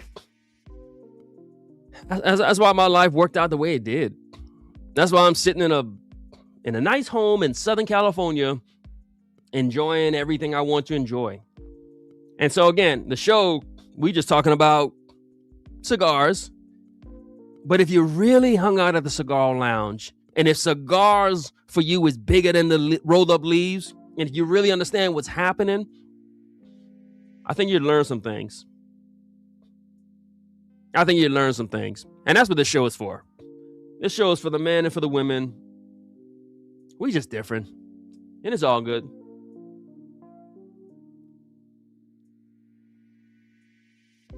But my fascination is what happens when this show. So again, hit like. And I never do this whole YouTube kind of stuff. But I'm at the point where I'm curious. What happens if a show like this, a guy just telling you, hey, look, man, y'all stop with all the social media stuff. Get outside, get in the lounge, sit with the old heads, listen to them, smoke like just regular cigars. Get away from the hype and the new stuff. What happens if this show becomes like the biggest cigar show? What happens to the whole industry when we get back to doing this kind of stuff? One guy, ain't no brands. What happens if we just get back to being real again? So someone said something about pre-COVID. I think maybe COVID pushed us out of the lounge and we started, yes, doing this. And this is cool. This is a substitute. So I'm here most Fridays. I won't be here next Friday. What am I doing next Friday? Next Friday, I'm having a men's circle. Brian, get another one. Email me. You know how I am. If you win it, I have to send it to you. Otherwise, it just causes problems mentally for me. I got to give you what you want. So I'm not doing a show next week. I could do a show and do all this. But I'm having real men come to my house. A men's circle. This is what I'm doing in real life. God honest truth. I'm having men come to my house, about 10 men, and we're going to sit around and talk. We're going to smoke cigars. We're going to drink. We're going to just connect. Some men just got married. Some just got a new job. Some got some health problems. We just going to talk. Some dealing with issues with their kids. We just going to talk. Some got ministries. Some got businesses. We just gonna talk in real life. So next week, instead of me doing my show with you all, which I love to do,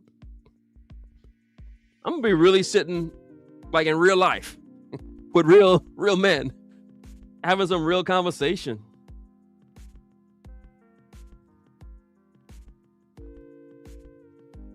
And I think that's kind of what threw us off. That's what's probably crippled us in some ways.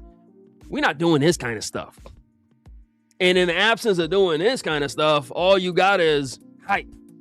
Buy the cigar. New company. Buy this cigar. Yeah. That ain't us. That ain't never been us. And so I'm on a mission right now. Like, what if we got back to us? What if we showed the world, like, nah, this is what the real cigar smokers is doing. We doing this. Because I don't know who be buying all them hyped up cigars. We back to us. Yeah, my brother said, yeah. Talk to people. People you never figured you'd talk to. Look at me. I was in Huntsville, Alabama the other day.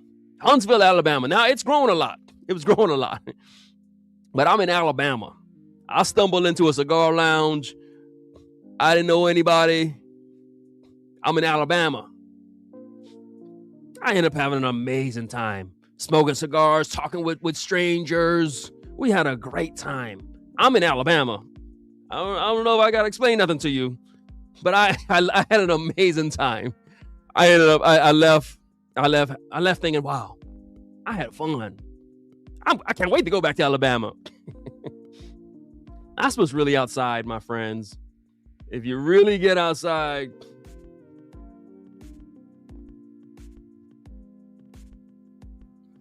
we'll see what's going on. Yeah, and I encourage you guys to do. Yeah, have a men's circle. Just call it that. Just text a couple of guys. Say, hey, want to have a men's circle? You know what you're gonna have? I'm gonna have a bottle of Wild Turkey. Nothing expensive. I'm gonna have some basic cigars for anybody who doesn't bring their own cigars, and we're just gonna sit and chill and relax, talk. And I guarantee you this: ain't nobody gonna talk about no cigar. It's gonna be at least 10 of us, and some guys may bring other people. It might be 20 guys. Nobody's gonna say nothing about the cigar. Ain't nobody gonna be talking about no notes. Ain't nobody gonna be talking about no new. Listen, maybe it's just different when me and my friends sit and chill. But can we get back to this? I know raised in Alabama. That's what I'm saying. I know Alabama's changed. But I was in Alabama last time I was there like in the 90s. And then when I went recently, I was like, oh, Alabama's changed. So, but no matter where I go, I have a good time. No matter where.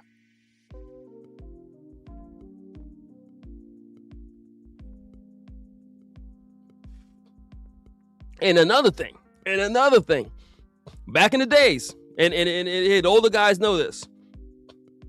When you went to a cigar lounge, and I know this so I just told you my little story.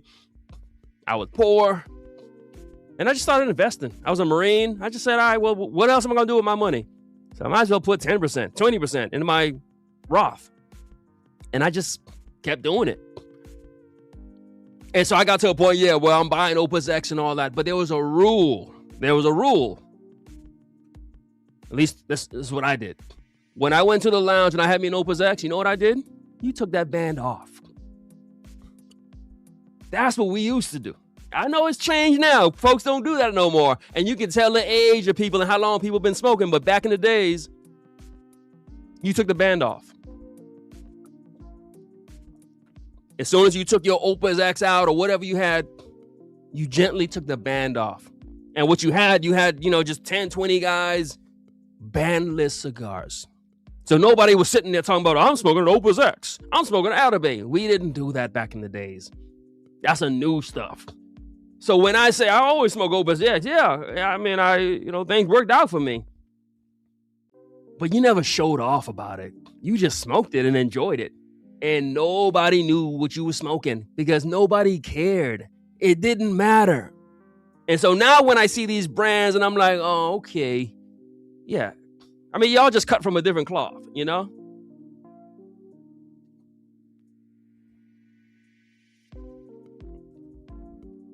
You can tell who's who just even by the way they move. And so when I pull out my Opus X, if I'm in the lounge, I take that band off. I ain't sitting there looking all pretentious, smoking an Opus X. Nah, because it's never been about the cigar. If you learn anything from my channel, some of y'all don't even know what I'm smoking right now. And that's probably why I like the Amazon Basin. I've been smoking these since 2018. What I like about it is it's bandless, so you can't even tell what it is, because that's how we used to smoke.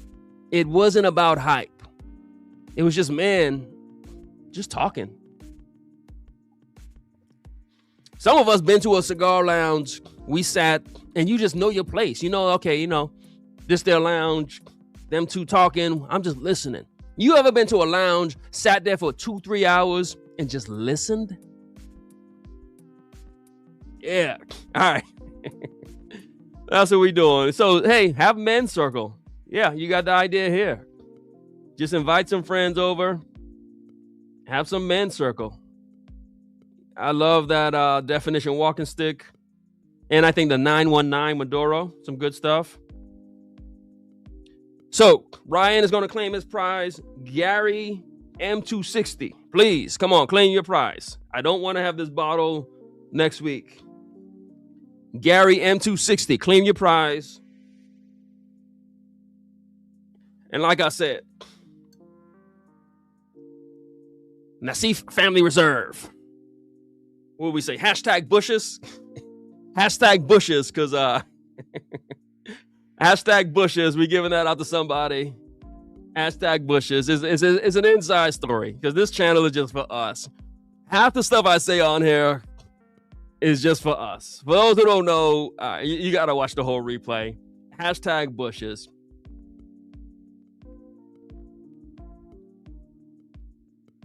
And like I said, anyone who watching the channel, you understand, I ain't never changing.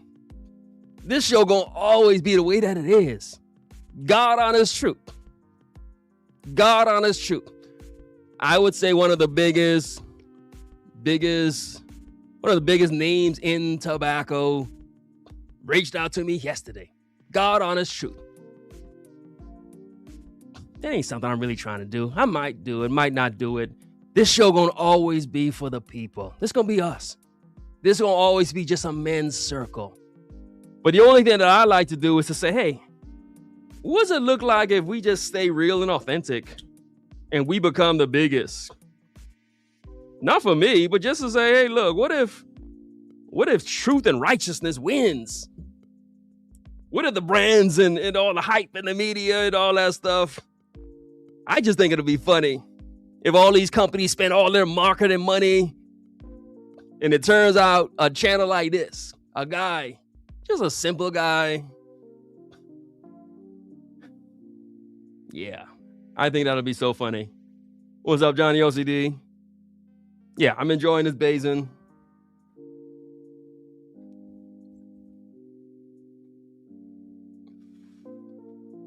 Yeah, Ray.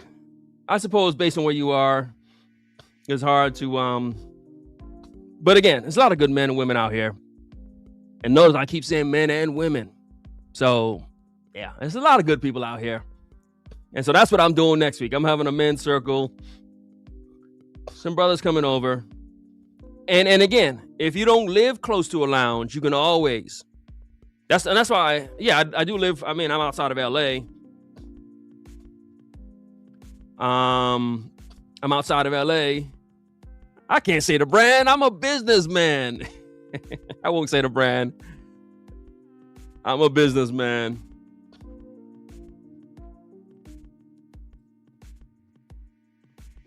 It's a young brother right here. Look, this show is a real life thing. I might invite my brother right here. I'm telling them Jules about a men's circle that I'm having in my house, because that's what we do. So to me, it's never been about the cigars. It's always about the moment. Can we bring men and women together? Can we just have a good time? Can we just connect as human beings?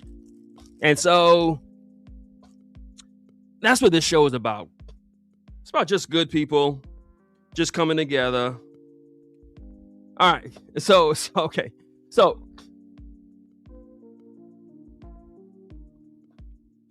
we talking about Cigar Aficionado top 10. Cigar Aficionado is the publication. If you're an old school guy like me, that's what you read. You read Cigar Aficionado. You check out what they have to say. That's the respected name in the industry. I don't know who told us to be different. But that's what a guy like me, I read Cigar Aficionado. See what they have to say. All right. All right, so we continue with the list. We're continuing with the list. Okay. I forgot where we were. I think we're at number 7. Number 7. Okay. Number 7 is a Nasser, the GOAT by AJ. And so you guys saw my apology video because that's what a man does. A man says, hey, look. All right, AJ. Maybe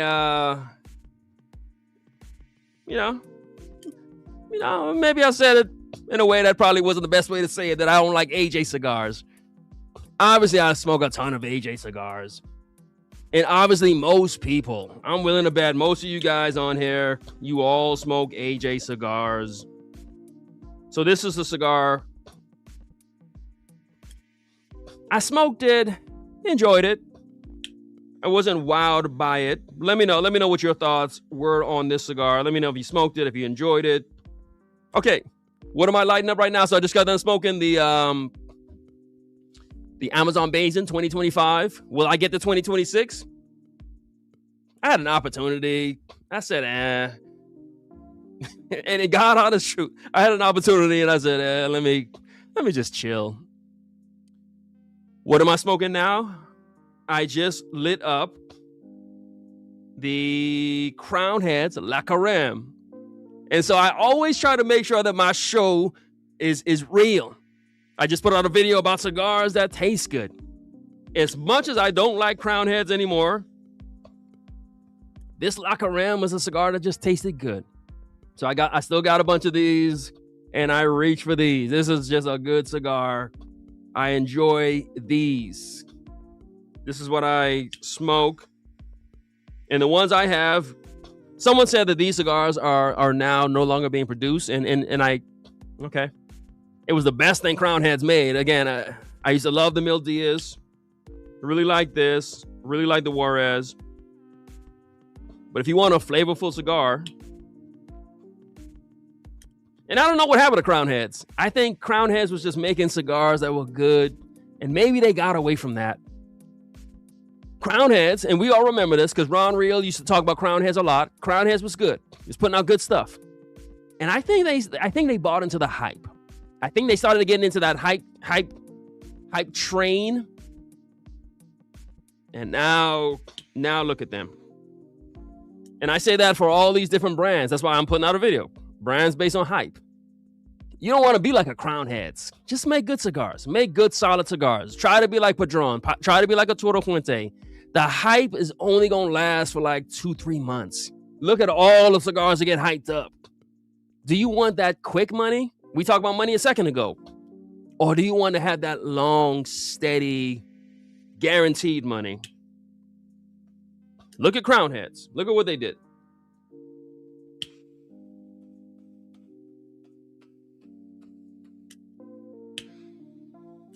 And again, it's always the companies that went against the traditional. So cigar smokers, we're very traditional men and women. Very traditional. This is why we read Cigar Aficionado. I get it. There's this supposed new way of doing it where we're going to go with social media, and all the companies that try it that way, they get success for like a year or two and then they fall off. They're gone. None of them last. But the companies who understand us, cigar smokers, we're probably between the age of 35 and 75. We're more traditional. We don't really play into the hype too much. And so when you look at cigars that make it on the Cigar Aficionado, which is what we read, it's a cigar like this. It was a pretty good cigar. Cigar put out by, it's an AJ cigar.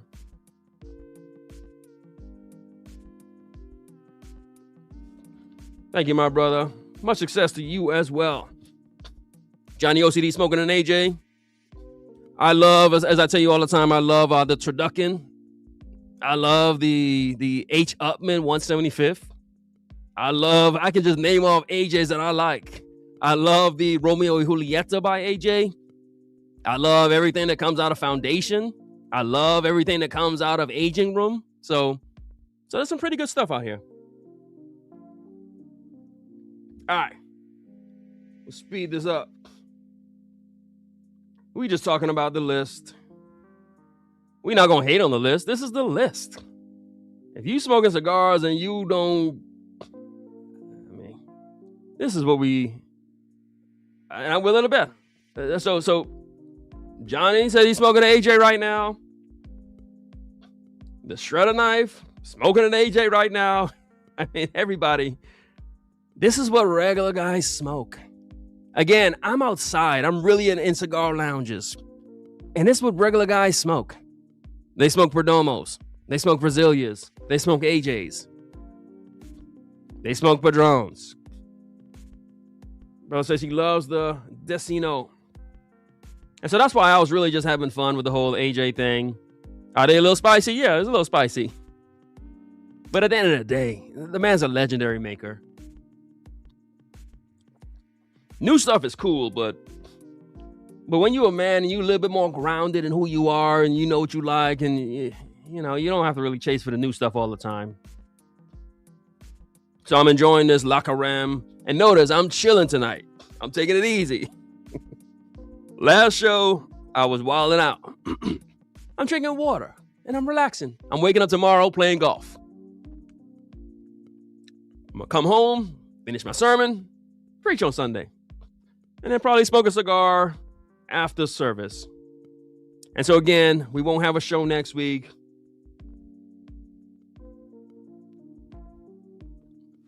We're just talking about regular stuff that regular guys do. In fact, I think this might be my last La Carême. So, all right. Smoking a Lampert Black Card Pig. Yeah, I'm coming around. Yeah, so again, a man is always learning and growing, leaving opportunity for growth. So yeah, I was big into the Lampert when they had the Oro line. And then I just kind of stopped loving it. But yeah, that Libertad. And then again, as I mentioned, the Ocean Breeze really pulled me back in. And so Lampert is doing good. It tastes good. You can just taste the difference in cigars. And the reason why I'm always saying, look, this show is for just regular men and women, because we here just doing regular people stuff, not the hype stuff. What's up, my brother? This brother been following me the whole journey of the channel. What's up, my friend? And what's up, my sister, the Leaf? Smoking an Oliva Series G. First time she's had it, was very good. African Cameroon, one of my favorites. That's what we spoke. We spoke Olivas. We spoke Padrones. Enjoy it, my sister. Enjoy it. Diesel. Yeah, I was big into the diesels back in the days.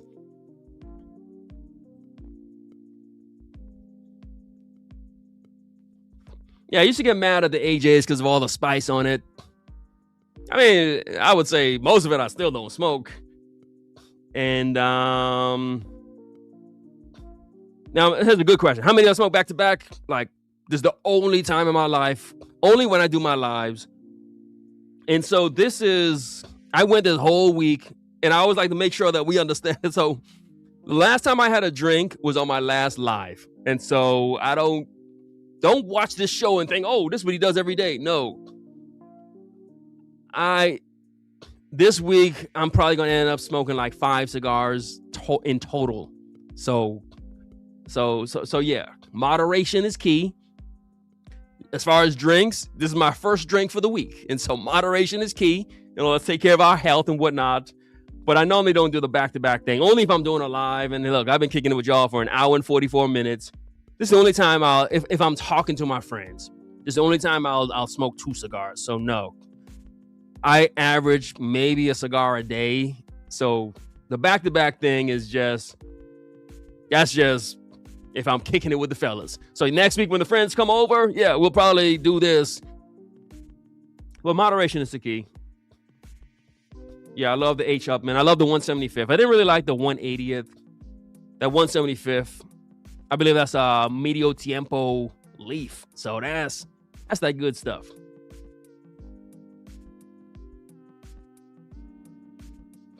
Well, I said he switched to a Stillwell Star Holiday. You smoking a Dunbarton?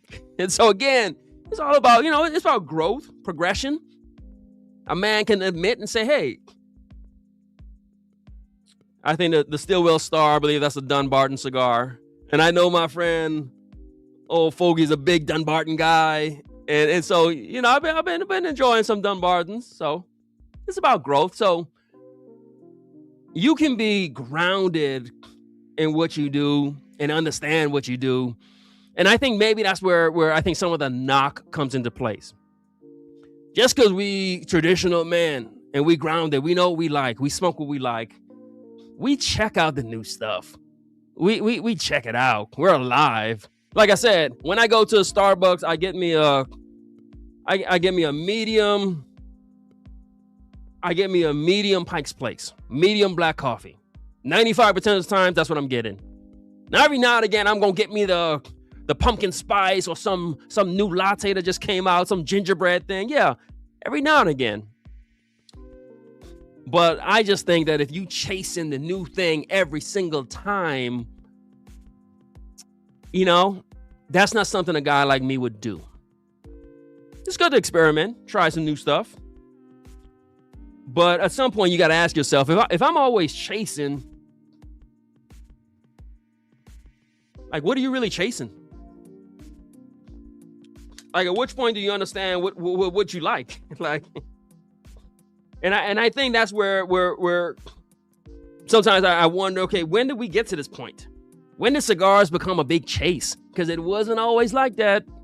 It just got like that, like last year or the year before. Cigars was a space more for traditional men. And I don't know when we got into this hype and this chasing thing. And so again, that's why I'm enjoying the success my channel is having, because what if we just did the traditional stuff? Would that work? And so I like to show people that, look, no, you could be an old fogey and you smoke what you smoke and drink what you drink, and it's okay. Yeah, we ain't got to always chase after stuff like that.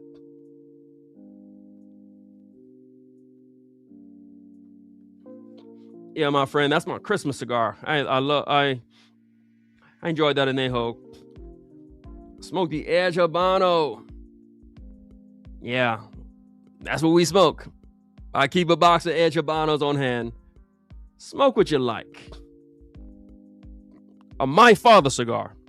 So I did a whole video on that cigar, the Le Bijou. All right, so we just going through this list. So my brother just said he smoked him a Rocky Patel. And again, and this is where I get mad, because yes, I make light of what I see. That's what the whole point of art is for. To make fun of stuff. Make somebody laugh. I've been noticing all kind of hate about Rocky Patel. So that's why I did a video on Rocky Patels I like. And I'll make fun, because that's what we do in the lounge. We smoke Rocky Patels. We know they ain't the best, but we still smoke them. We still enjoy them. And I don't like it when people try to just... That's what regular guys smoke in cigar lounges. And if you don't know that, you not outside. If you making fun of Perdomo, you ain't outside. If we could just be honest here. Because that's what regular guys are smoking in the cigar lounge. And then when Cigar Aficionado, what is their number 6 cigar of the year? Rocky Patel Emerald.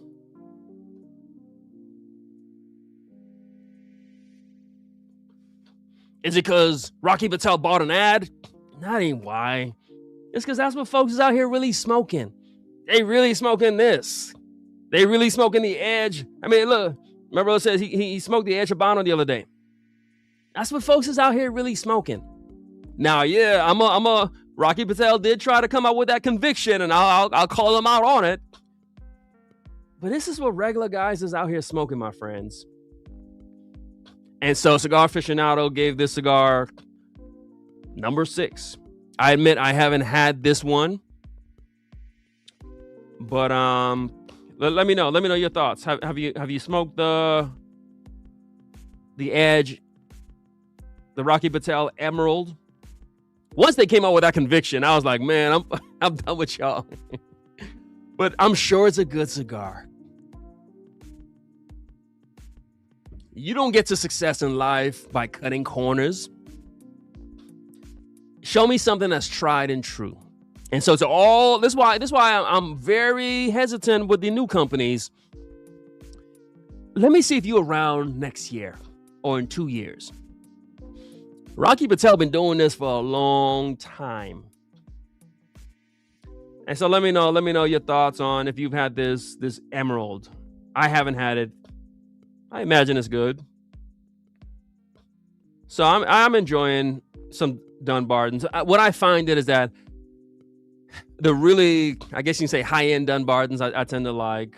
The regular stuff I just think is $1 or $2 overpriced.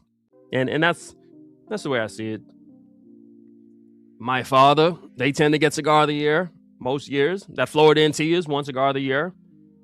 Folks went crazy when it did because that's what regular people are smoking. Don't smoke Cubans? Yeah. Yeah, I smoke Cubans. In fact, I smoked a Cuban last night. I smoked a Boulevard Belicoso last night. So I still got the Cubans. Remember, I bought them a long time ago. I still got them. I don't know if I'm going to be buying anymore, but I got the Cubans.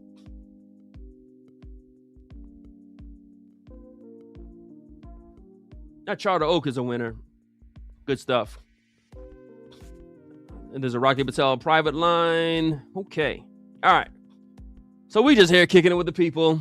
Just following up last week's show. Last week's show was just this insane event. I know it was just wilding. But I said tonight, I'm purposefully chilling. I'm relaxing. I pray that the show was still entertaining, even though we were a bit more relaxed and reserved. I'm gonna take a little break, then we'll come back. We might get into some fun stuff because at the end of the day, it is entertainment. If you're not entertaining, how else one guy is gonna hold all these people and keep them entertained? And so we like to joke and laugh. Thoughts on Atabey? So 5 years ago, I would have said yes, it was worth the hype. I was smoking it 5 years ago. 2 years ago, I said, nah, I kind of backed away from it because I didn't like where the prices were going.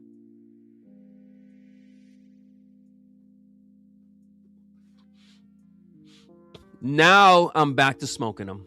And I must admit, so much of what I say, realize I got a box of Atabey and I got all kinds of Atabey. So now I'm smoking it.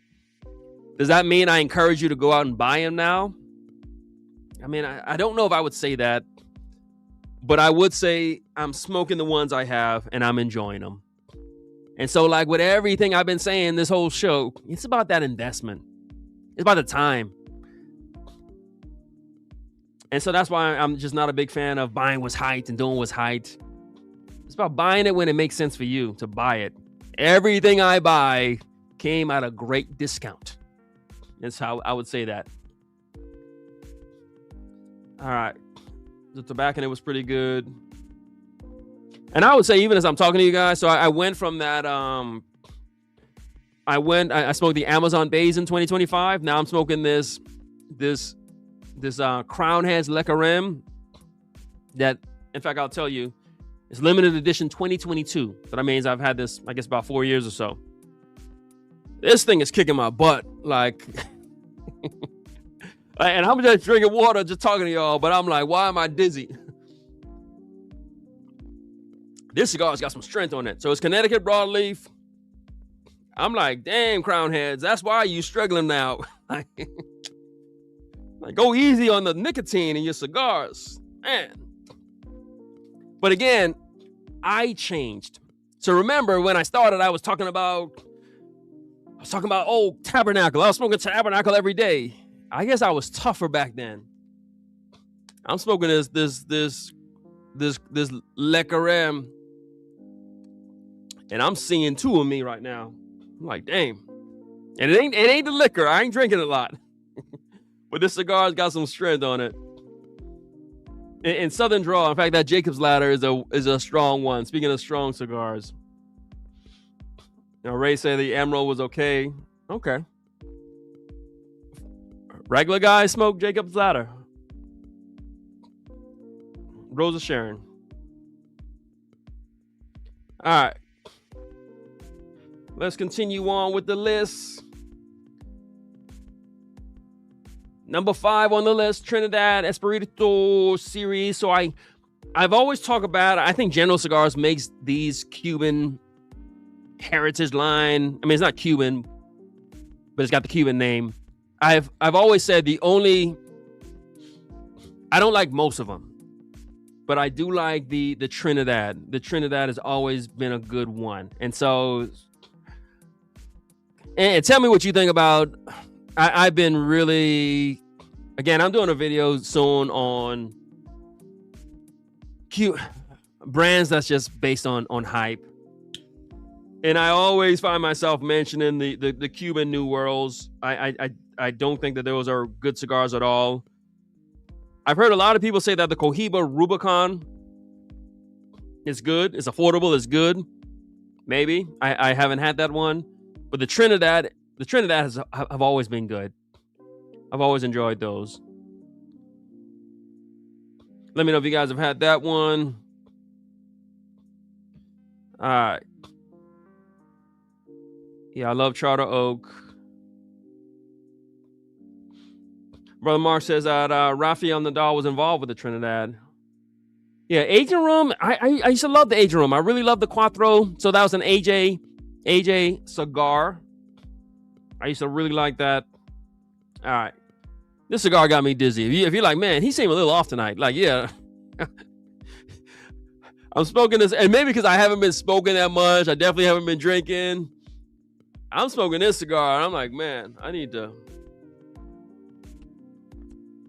All right, but we do this. Look, we rocking with you for 2 hours. Just bringing you some good content. It's a Friday night. We can do the live thing, the funny thing, but sometimes, okay, I said, let's just talk about cigars.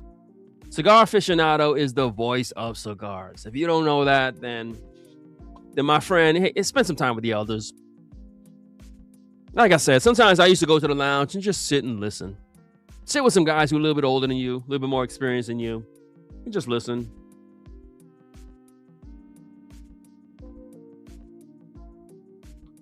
My brother said, hashtag Ole Miss. Well, I'm from Miami, so therefore, Kev, we got y'all. We got y'all, my friend. So now all of a sudden I'm a Hurricanes fan. So thanks for watching, my brother. Have I had the Cuban Trinidads? Yes, love them. I've had the Vigia, so really enjoyed that cigar.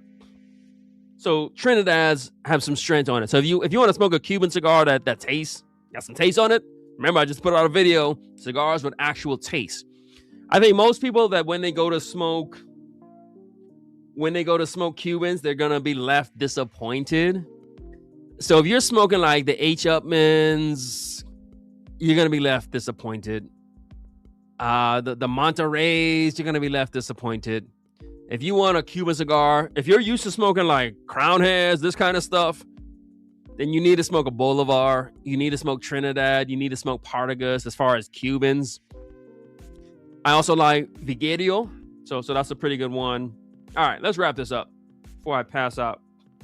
Speaking of Cubans, I think this is a Cuban. I don't know. No, I don't know where this is from.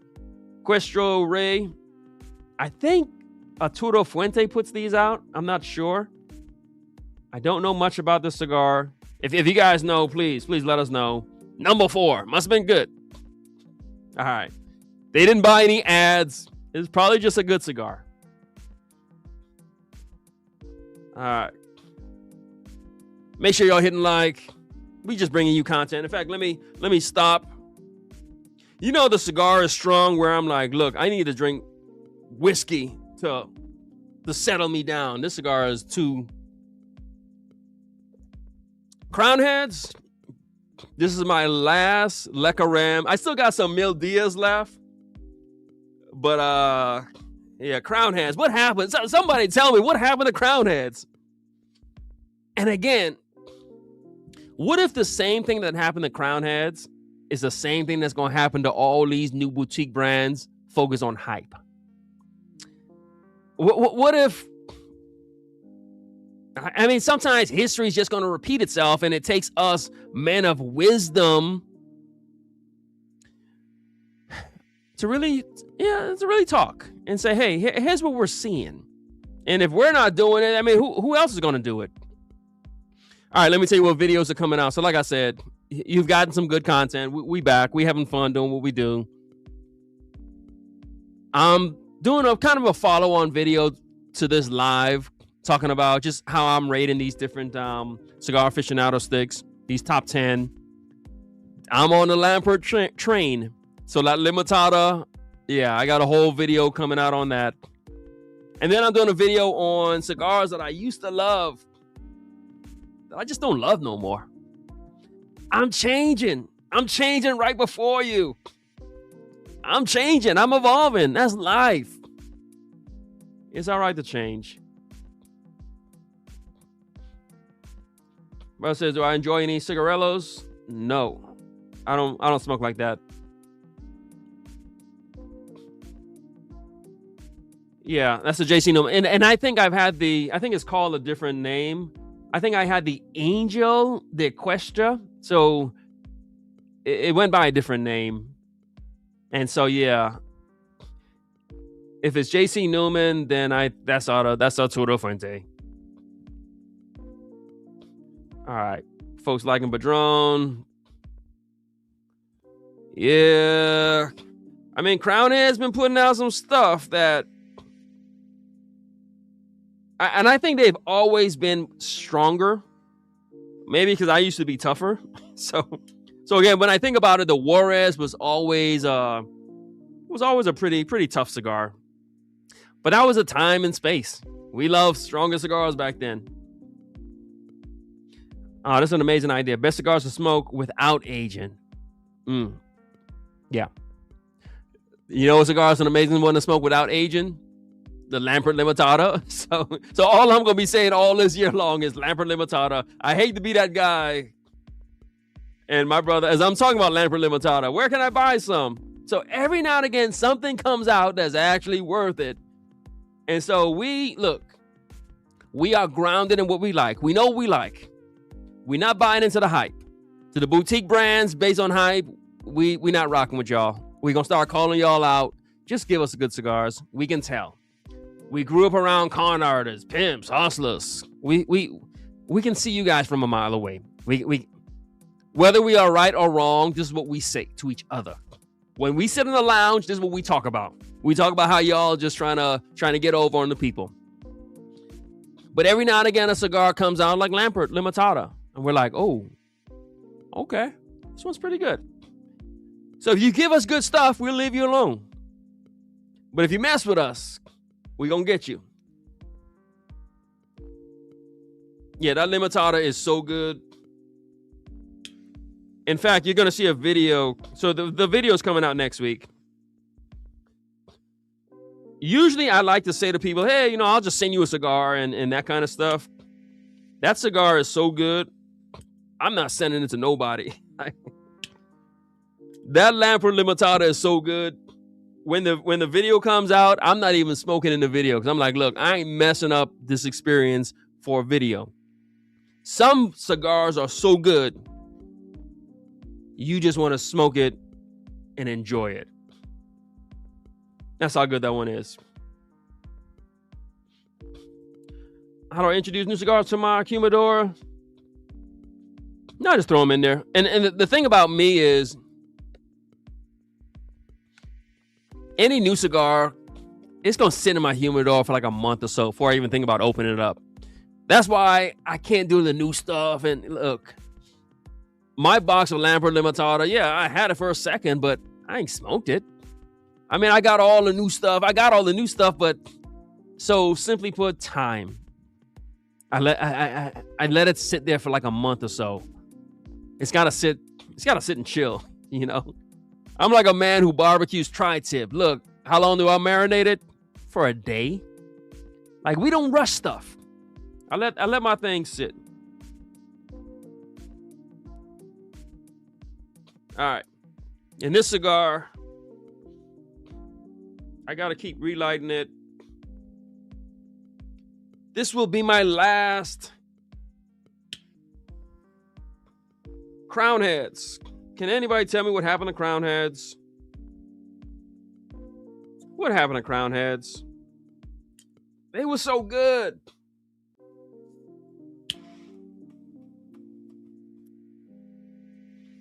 Until they weren't. All right. Now we get into the top 3 on the list. I've been telling y'all about the cigar. Ain't it so funny how the cigars we smoke and we like, yeah, regular people like them. Did this company buy an ad in Cigar Aficionado? I didn't see no ads. I just know I smoked it. I liked it. Everybody talk about it. They liked it. Lampert. Tatuaje Black.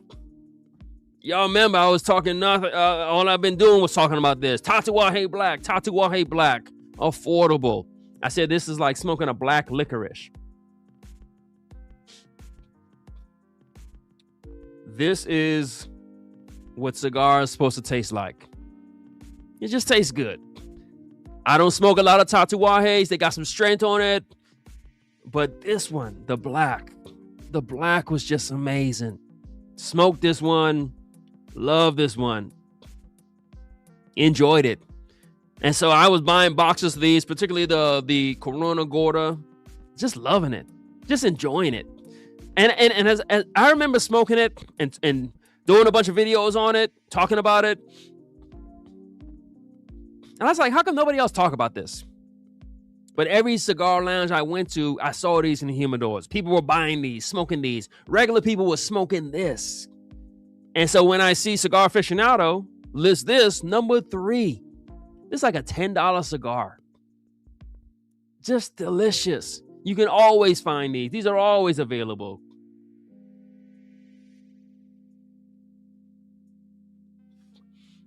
This is a delicious cigar, the Tatuaje Black.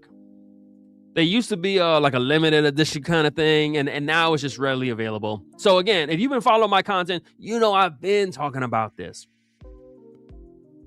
This is what we smoke. Most folks in here. Yeah, I love Tatuaje Black. An amazing cigar. My brother says, will I gift him one? 9 times out of 10, I would have just said, yeah. But no, not this. I'm more likely to send you a Cuban than to send you one of my Lampert Limitadas. Sometimes you smoke a cigar and it just takes you back. And you're going to see this. Again, the video's coming out. Might drop on Thursday or so. I call that Lampert the savior of the boutique brands. That Lampert was so good. Sometimes you smoke a cigar and you sit back and you say, yeah, that's why I smoke. Yeah. That's how it's supposed to be made. Yeah. They put their foot in that one when they made it. And so that one was a pretty good cigar. I enjoyed that one. Cigar samplers, if you're starting out, sure. Go with the samplers. That's the only way you're going to learn. Yeah, most of the other Tatuajes I don't really like, but that black was pretty good. All right, and now we're getting into the end of the list. We had 2 hours and 9 minutes. We do this for the people. Look, who else can do this? Who else in the world can do what we do on this show? We do a straight marathon. You know what it's like to talk for 2 hours while smoking a cigar? There's no one else that can do this. I mean, look, I'm being braggadocious and boasty, but ain't nobody else can do this. If we're being honest with ourselves, who else can just Just talk to the people. Hit like off of that. Hit like for that. And every show we do, I get to start off by saying, oh yeah, the last show was our best show. Every show is just getting bigger and bigger and bigger and bigger and bigger. More people. Holding people. Some of y'all watch this for like an hour plus on a Friday night. I could schedule this throughout the week, which would make more sense, but I'm like, can we do this on a Friday night? Can I get 50 men to just sit and chill on a Friday night, smoke a cigar and just listen? Now, some people say, oh, because you say controversial stuff. Nah, I ain't saying nothing controversial tonight. We just talking about cigars. Ain't no brands, we just chilling. And so I think that it would be an amazing thing if we grow this. And I know somebody say, oh, it's grown. Nah. What if we just show the world that, look, this is what people are into nowadays. We want to get back to our core. Just get back to some righteousness. Let's get back to some normalcy. What are we going to do every show? Push new cigars on you? Is that the intent of the channel, to get you to buy new cigars? Is that... Can the men just come together and chill and talk? Can we get back to that? I mean, that's like when you go to the cigar lounge and they got a DJ and the band, and I'm like, why we got a DJ in the cigar lounge? You know why there's a DJ in the cigar lounge? Because men don't know how to just sit and talk no more. Men don't know how to just vibe and connect. What you see is it's a guy, you're like, how can he talk for 2 hours? It's just natural. Could I sit and kick it with my friends and we talk? Am I sharing with you cigar notes? No. And so what would our world look like if we get back to us? And I hear people complaining all the time. I saw somebody say, oh, the prices of cigars are so high. Yeah, because y'all keep buying them. Stop buying these inflated price cigars. Let me ask you this. Has Oliva raised the price of their cigars? Has Padron raised the price of their cigars? Does Opus X cost more now than it did 5 years ago? Ain't nobody raising prices of cigars. It's just the new guys trying to rip us off. So until we get back to being us, if things ain't gonna never change. And so we got to do what we got to do. My brother says, and that's what the show is for. So yeah, I talk about getting outside, sure. But we can do this inside. We can do what we're doing right now. When we started the show, it's like 20, 30 people. Now we're looking at 50, 60 people. Just chilling. No hype. Like my brother said, just straight talk on a Friday night. Sometimes we'll focus on cigars.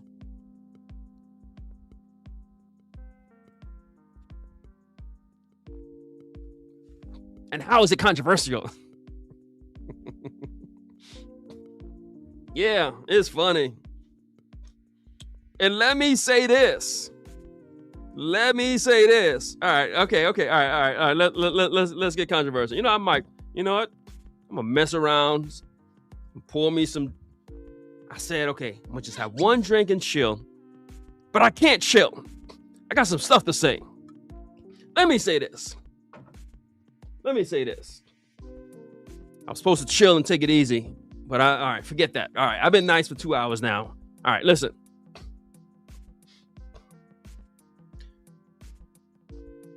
There ain't no... All right, I'm going to just say it. So I did the apology video, and I said, because I'm just having fun with making content, doing some different things. And I know some people say, oh, he said some controversial things. And he said some things that made me mad. Listen, let me say this. I'm going to look dead in the camera. I'm going to take a sip of water. Let me say this. There ain't no real man who ever got mad at nothing I ever said. Ain't no real woman ever got mad at nothing I ever said. I'm gonna say it again. Ain't no real man ever got mad at nothing I said. Ain't no real man out here done listen to a guy doing a video about cigars and heard what he said and then got mad. Let me say this. I'm gonna lean in and say this. There ain't no man out here. You a father. You a husband. You a manager at work. You a pastor at your church.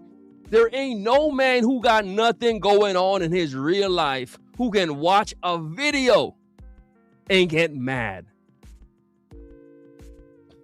And so that's why I just lean in and say, because I realized I learned on this journey a long time ago. When I saw people getting mad, I was like, okay, listen, you mean to tell me you a police officer and you watch a video about a guy who shares his views on how a cigar tastes and that got you mad? You mean to tell me you got 3 kids, right? And you getting mad at what some stranger you don't even know said on a video about a cigar you ain't got nothing to do with. You getting mad over something that ain't got nothing to do with nothing. And so that's when I just leaned in and I was like, wait a minute. You mean to tell me there's folks out here who get mad over nonsense? And so what did I do with that? I said, oh, well, I'm going to have a field day with you weirdos. I can guarantee you, if you watch a video, here's what regular men and women do. If I watch a video and the guy says, this cigar tastes great, I'm like, all right, whatever. I'll check it out. If a guy says the cigar sucks, all right, maybe I don't check it out. There is zero emotional attachment to the video. There is nothing another man can say to me via YouTube or via social media that's going to trigger an emotional response from me. Let me say this, and I'm going to say this to piss. If you getting mad over videos, you are a bad husband. You're a bad father.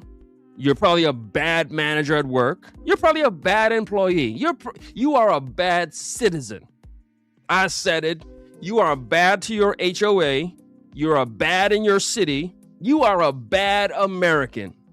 Because there's no way you should be so soft that you can hear somebody say something on a video and get mad. Because you do that, that's how I know you're a man with too much estrogen in your body. That's how I know there is no regular man. I'm not saying you got to be macho and nah. A regular normal man would not respond like that. And I don't know why and where you guys got, and not y'all, but I'm talking about these people out here. That is not a response. That's something where I'm sitting back looking at this like, do they make people different nowadays? Like, what the hell is wrong with y'all? And that's why I even have to say, look, this is for fun. This is for entertainment. Is it real? I'm talking to a camera. Like, it's funny. It's ha ha ha. I don't like that cigar. You are not you are not a real man if you can watch a video and get mad. I think that makes you an absolute weirdo. I think it makes you it's so bad to the point where all right, listen. All right. I mean, in my walk, I mean, I don't have much experience with like, different, like, I guess different like lifestyles and just, just, I know there's different people out there. You got transgenders, you got all kind of different things. People doing, living out their truth. I don't really have that experience. I don't have a friend who's a transgender person. I'm an old school church guy. I'm in a fraternity. I'm a military guy. So I'm just around like what I would call regular guys. And these guys who I hang out with, the guys who I see in the cigar lounge, there's not a person who I meet in real life who would care.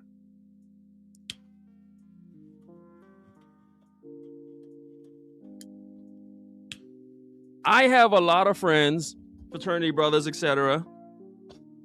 You know the weird thing? Most of my fraternity brothers, I mean, obviously some of them watch the channel, but a lot of my friends in real life, they don't really watch because they're like, dude, I don't care what you think. I think you my friend and all, but I don't care what you think about how the cigar tastes. Like, that's really how a guy... So people who watch my video, I get why you're watching it. Yeah, you might get a recommendation from me, and obviously I'm going to say something. I might share some notes, or I'm going to tell you whether the cigar is right or not. But ain't no real man sitting here listening to another man and really placing everything on that. Like my brother. Like my brother. Stogie Brody. Not Stogie Brody. Old Fogey Stogie. He loves Dunbarton. And so if he does a video on his favorite Dunbarton cigar, right? I'm going to watch the video. I'm like, all right, I'm listening and I'm watching and I'm going to engage with the video. I don't care what he thinks about Dunbarton. I mean, deep in my core, he likes it. I don't like it. But I'm just watching it because I'm like, look, it's 10 minutes, 15 minutes. I'm going to watch the video and chill and relax and just watch it. I'm not going to have like an emotional attachment and be like, what the hell? He likes the Tricky Chaka. How could he like the Ricarita? How could he like that cigar? That cigar sucks.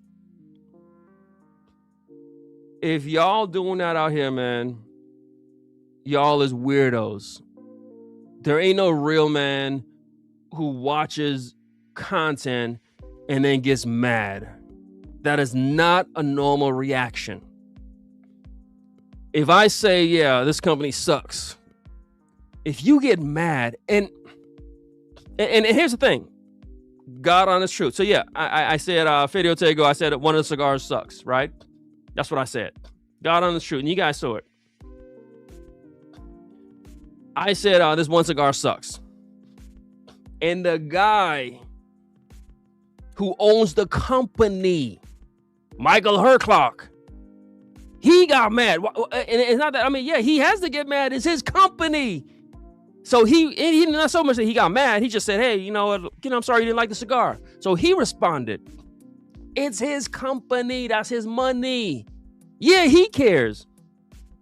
But if you watching and you like, how dare you say that about Fedio Tego? That makes you a weirdo.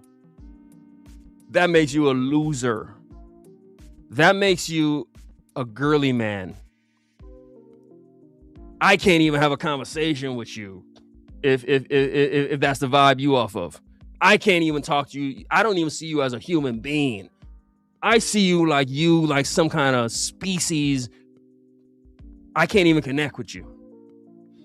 If it's your cigar and I say, hey, this cigar, this Crown Heads, I don't like it. And if John Huber like, oh, come on, I made this cigar. I made it pretty good. Okay, that's his cigar. Of course he's going to care. But if you care and you ain't got nothing to do with it. So the only thing, and I'm really trying to break this down.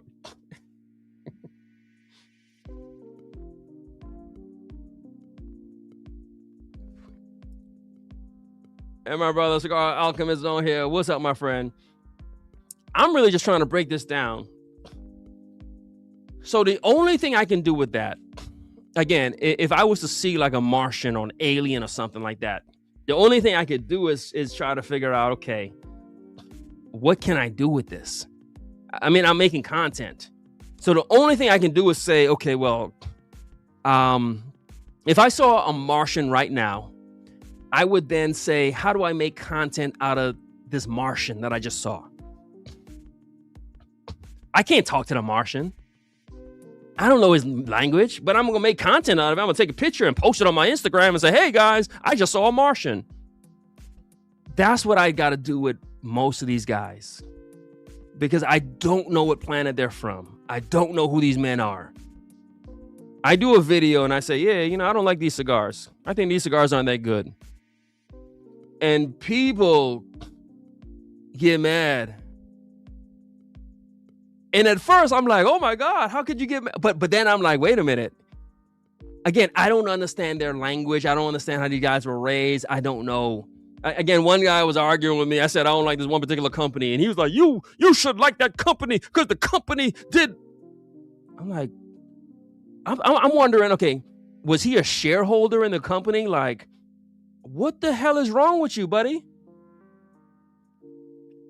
All right. I didn't come in to talk about that. My brother said, this is what I came for. All right. I'm like, look. And so the only thing I could do about it is like say, damn, okay. All right. We got some weirdos here. So let me make fun of the weirdos. And that's what a lot of my content ended up being like, all right, let's just make fun of the weirdos.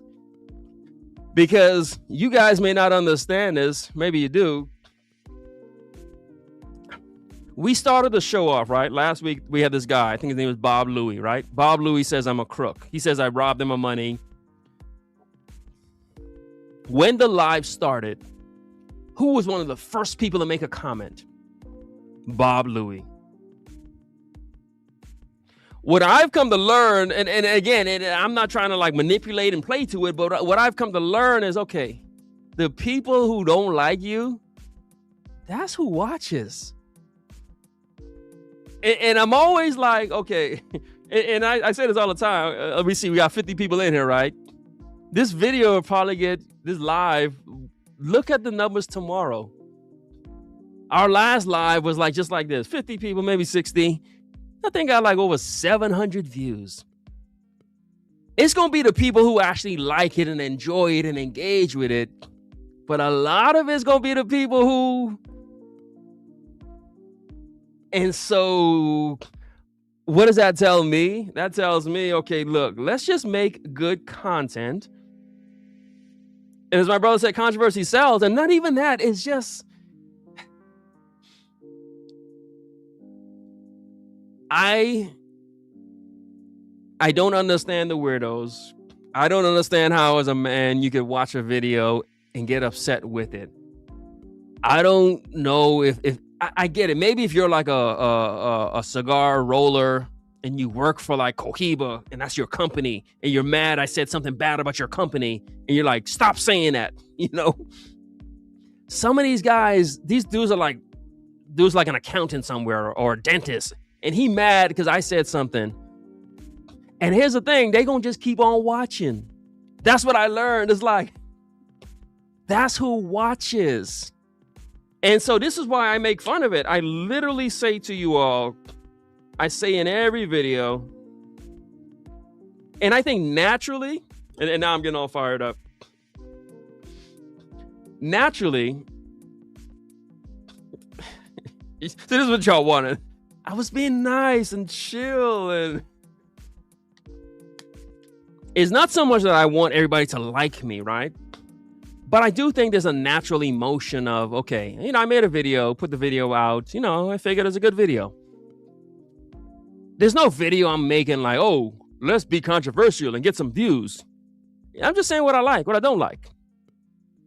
And so naturally, when somebody doesn't like what you just said, it spurs a curiosity, like, oh, what did I say? How did I offend you?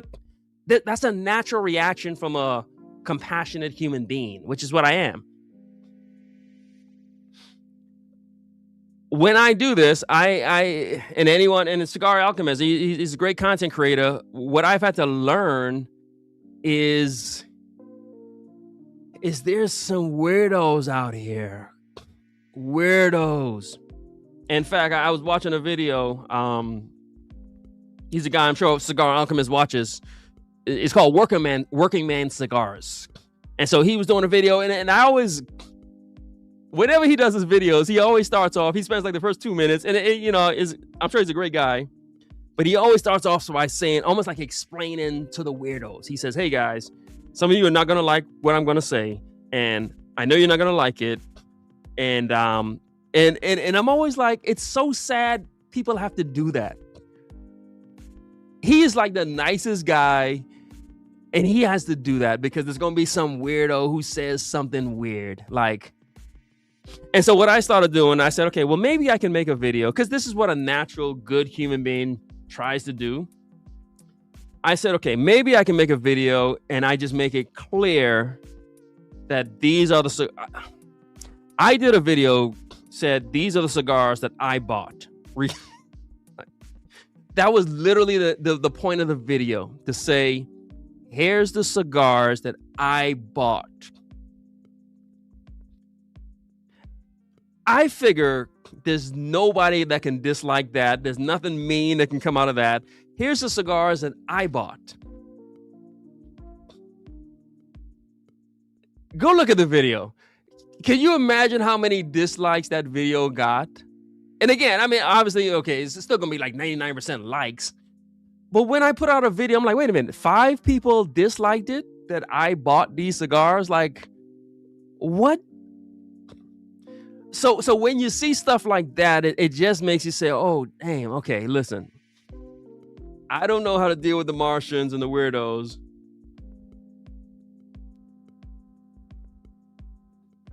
And so anyway, so that was my little segue, or not segue, but just a tantrum, I guess, of saying like, all right. So as my brother said, let me just make content for the men and women that watch and enjoy. But at the same time, I mean, I like to have fun. And so if I notice, okay, I'm dealing with a weirdo here, and I know the weirdos are out there, and so I'm going to have some fun with them. And let's have, and literally like what we did last week with Billy, not Billy, Bob, whoever. I'm going to have fun with the weirdos, and because listen, I'm going to have fun with them because all I'm doing is having fun. I'm a guy sitting here 2 hours, 32 minutes in his backyard talking to a camera. What else can I do other than just have fun with this? This is a live that is not based on selling you nothing. There's no guests. There's no brands.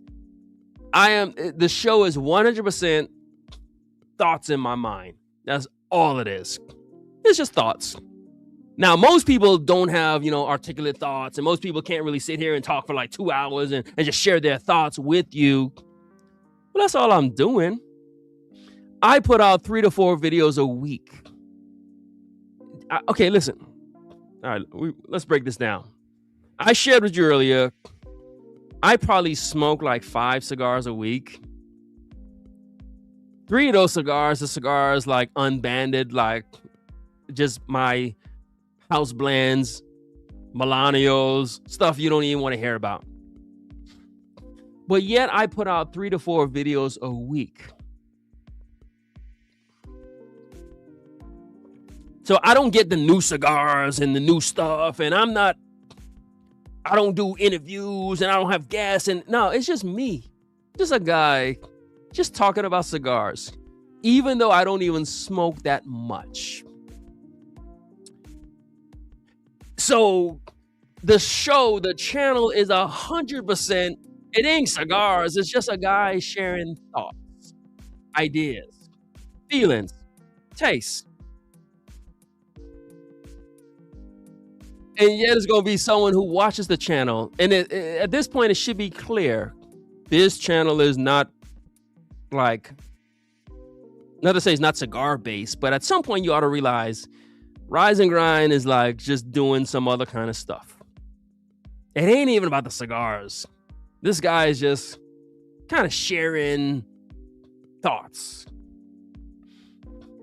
But yet these weirdos still watch. and then they get mad because their thoughts don't align with my thoughts. All right. So that was a little the little and as my brother says, just ignore them. Okay, yeah. I mean, obviously I ignore them, because I'm still putting out the content. But then, and I was telling my wife this earlier, she was like, "Behave tonight, behave." And I said, "Baby, I mean, it's all fun. Like, what else can I do with it?" And so I then say, "All right, okay, well, there's some weirdos out here." It's just like if I saw a Martian. Well, if I saw a Martian, I'll probably like pick at him or make fun. I mean, I'm not a bully or nothing like that, but what else can I do with it? If you're the kind of guy who another man can upset you because of what he likes, again, I think that makes you an absolute loser. I'm saying this to your face. I think that makes you a bad human being. I'm sorry for your children and your wife and your employees. I think they're going to lose. I think everybody's going to lose. Because if they're dependent on you and you get mad over videos, I think the whole house is just going to crumble and fall. That's what I honestly think. If you tell me I'm a doctor, I'm a neurosurgeon, but I got mad at your video, I think you about to leave your next patient brain dead. Because there's no way you could be a serious human being doing serious things and watch a video and get upset. There's no way you could do that. Like, I got a whole bunch of stuff, church and all this different business. There's no attachment I have to nothing on no social media. And so therefore, the only thing I could do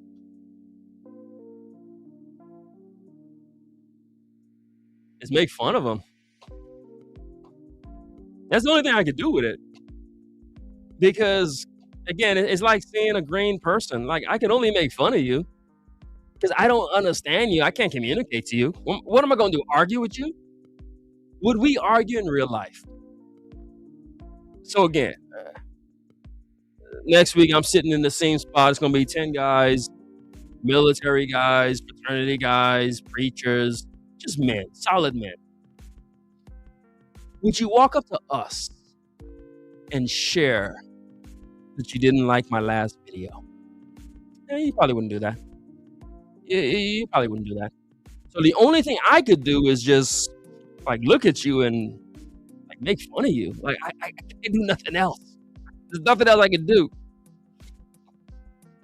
And so I just figure, all right, well, let's just make content out of it. And let's just and literally you guys saw me do that last week with some guy who that's all I can do with it, right? There's nothing else I can do with it. I'm fascinated by it. I'm saddened for society as a result of it. I'm like, is this what men do these days? Because remember, this is all new for me. I mean, I'm not like a big social media guy. I jumped on and got a camera, did some videos, and the channel blew up right away. So I'm still just a regular guy, just trying to do social media stuff. Again, I'm from a very, not to say small circle, but again, church, fraternity, just guys like me, military guys. I'm not used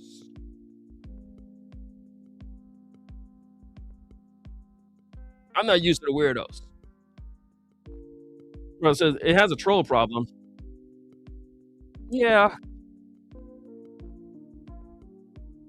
And it's not that I give it a lot of like attention or energy, but I said this to my wife. I said, okay, what's needed for a fire? A fire needs a spark, fuel, and oxygen. And I said, sometimes I just use the fuel to make content because I'm making content. My brother says when good men do nothing. Yeah, and I do believe that. That's why I always respond to the trolls. I do think I'm not going to do nothing. And some people say ignore it. Like, no, I'm not going to ignore it. If I'm sitting at a lounge and my buddies are sitting, we vibing, and some guy walks up to us and says something weird, we're not gonna ignore it. Like that ain't no. I'm a masculine man. Like it's not gonna be ignored. And so yeah, I you know, I like to address stuff. And again, and I'm always thinking, okay, how do I address it, but like in a artful kind of way? And one of the things you guys saw, I literally did a video. So every video I do is like based up. I did a video entitled "I'm the worst cigar reviewer." So I'm always going to take the life and then present it as art. All right, but that's not what I came to talk about. But anyway, I just found it kind of funny and just kind of wild. My brother says, "Look, we're just here hanging out and chatting."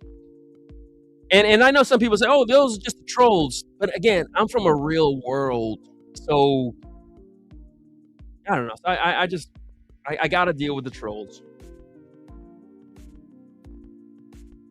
I got to deal with the trolls, and I always try to find a way to yeah to win as a result of it. Because to me, that's where the art form really comes into place. Because sure, I got all the cigars, I can do the content, but to me, it's like, okay, well, can you rise to the challenge? They say it's like you can climb Mount Everest, but can you climb it with the least amount of equipment? Like that's how I look at things. Like, can I take the negative energy and make something positive out of it?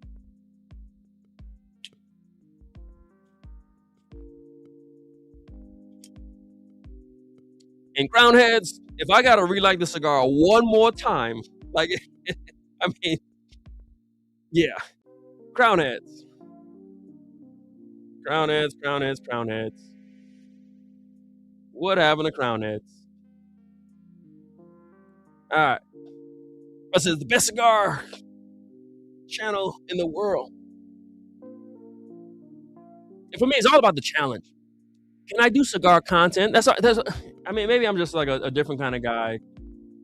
I'll have this idea of, can you do a cigar video and not mention cigars? Like that. Those are the kind of things that goes through my mind to say, because I'm just having fun with it. Brothers in Kuwait. I said it earlier. Everybody watching this. The folks is here. My guy says I got to give. Old days I'll be a radio show guy. Yeah, I like having fun with it. Because I did get to the point where I'm just silly like that. I'm always like, all right, look, and we all get it. I mean, look, I'll if I do a top 5 cigars this, top 5 cigars that, I can do that. Rinse, wash, repeat. I'm always like, all right, let's do something different. Let's do something fun. Let's do something crazy. Because I'm just having fun. This is literally just for fun. It's a challenge. All right. And so we're going to wrap this thing up. Number 2 cigar of the year by Cigar Aficionado. Make sure you're hitting like.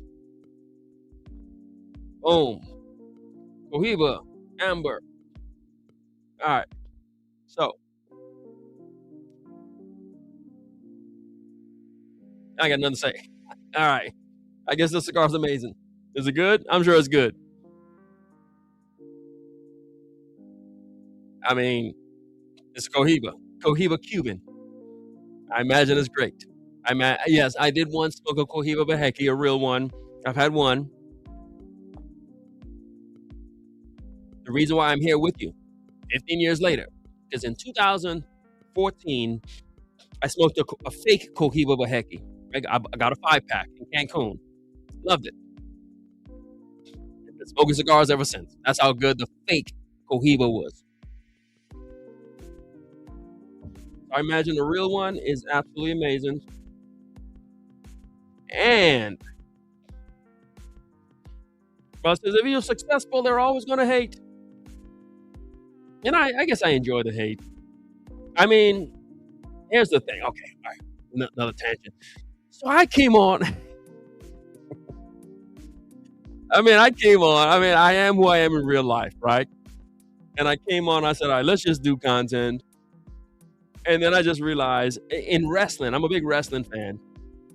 In wrestling, you have what's called a heel, and then you have what's called like a face or something, like the good guy, the handsome guy. So you got the heel, and then you got the handsome guy. I just wanted to be the handsome guy. I wanted to be a hero. And I don't know how. Somehow I just became the heel. I became like the enemy, the bad guy, the villain, the Ric Flair.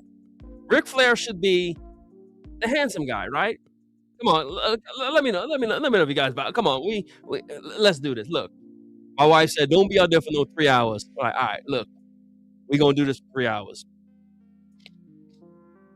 Why was Ric Flair not the hero? What was wrong with Ric Flair? Ric Flair was handsome. He was a tactical genius. He knew how to sell a hit. His chops were amazing, charismatic, beautiful guy, blonde. He wasn't too tall, wasn't too short. His suplex were amazing. Figure 4 leg lock. Ric Flair was a G.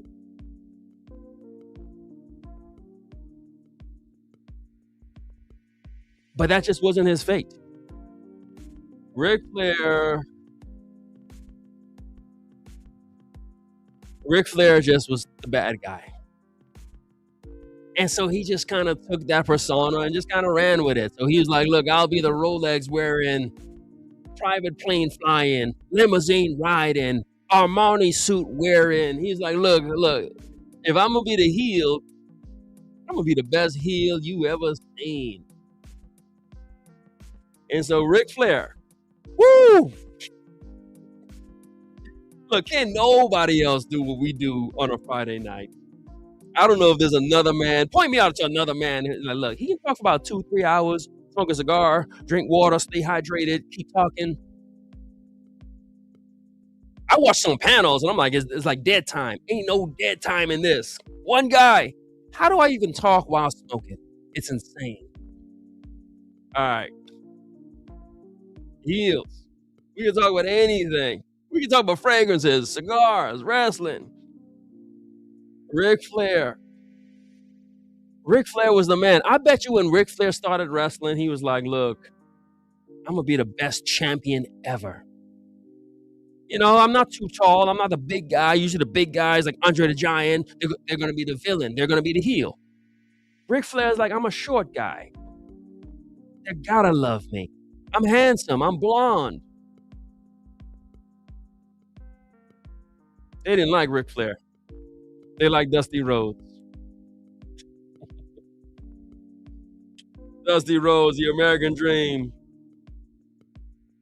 Dusty Rhodes was the American Dream, but what was his son? His son was Goldust. Yeah. Goldust. Okay, I'm gonna leave that one alone. I'm trying to get canceled tonight, but Goldust was something else. Goldust was something else. And so when I started my YouTube journey, I just wanted to be, I figured do content.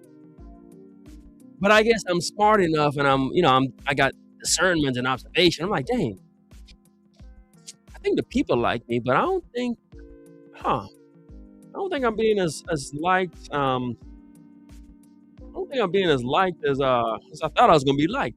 I don't know what I did wrong.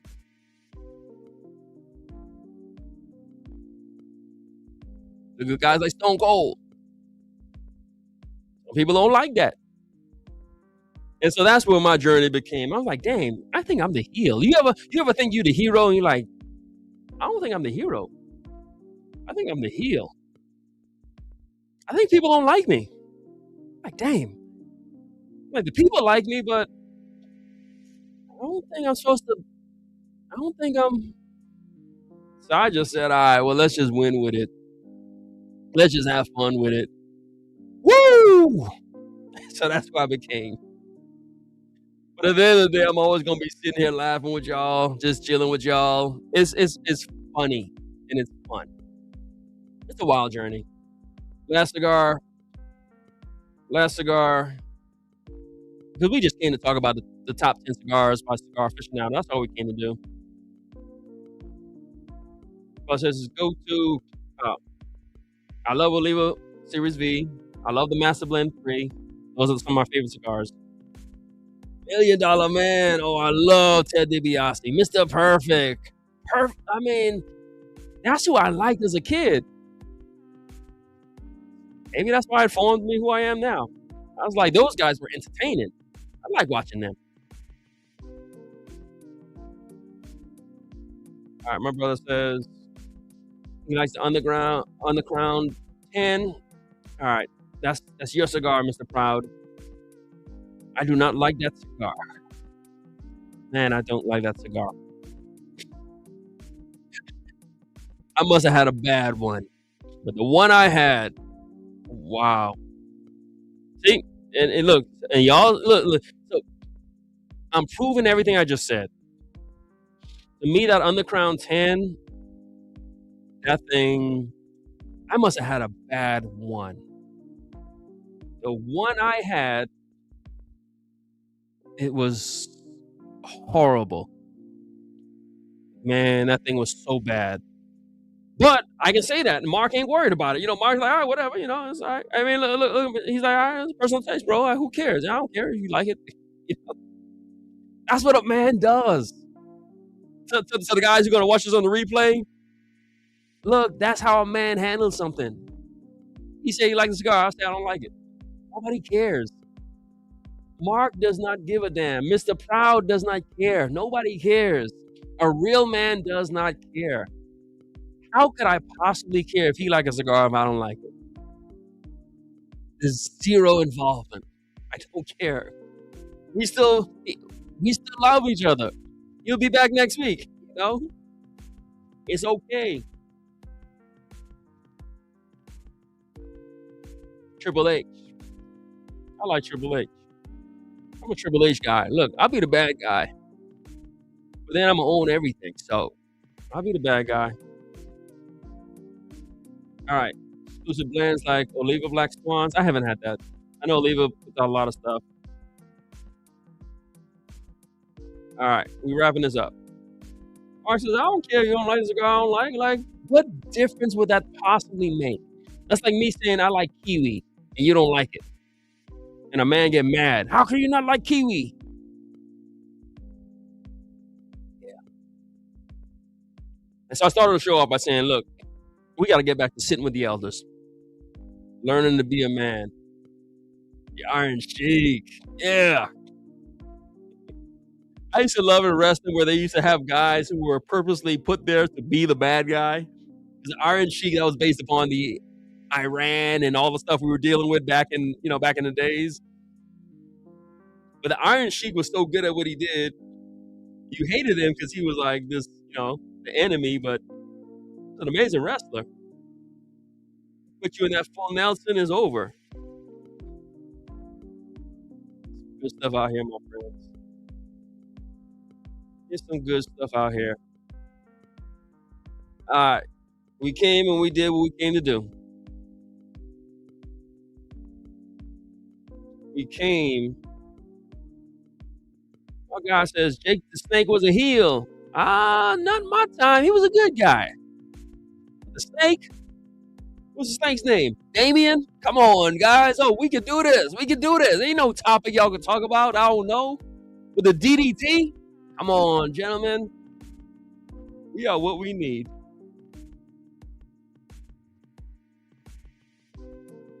All right, I got to try the Johnny Tobacco. Keep hearing about it. I liked Iron Sheik. He would come with them little barbell things. He'd be waving behind his head. Come on.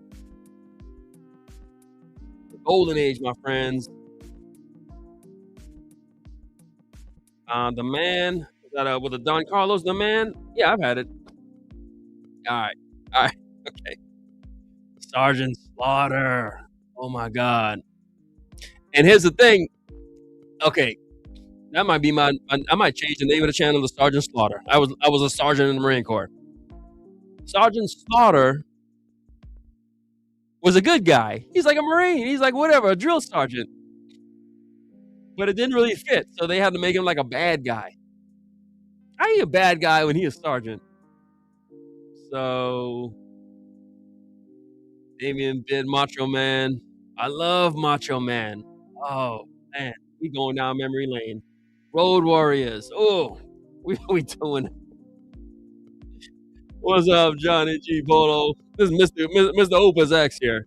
What's up, sir? We here 3 hours in, doing what we do. We talking about wrestling and whatnot. We just vibing, Johnny G. Who had the sleeper? Let me know who had the sleeper, J-Man. I'm trying to think who had the sleeper. You gotta put that in the comments. Ah, British Bulldog. Was that British Bulldog? Bulldog Bob. All right, old fogey, you older than me, so you might have some extra stuff. It said Bulldog Bob Brown. I don't know. That's black and white in the early 70s. Yeah, fogey. That's you. That's you. I'm a YouTube that one tonight. Bulldog Bob Brown. I know the British Bulldog. Pretty savage. All right.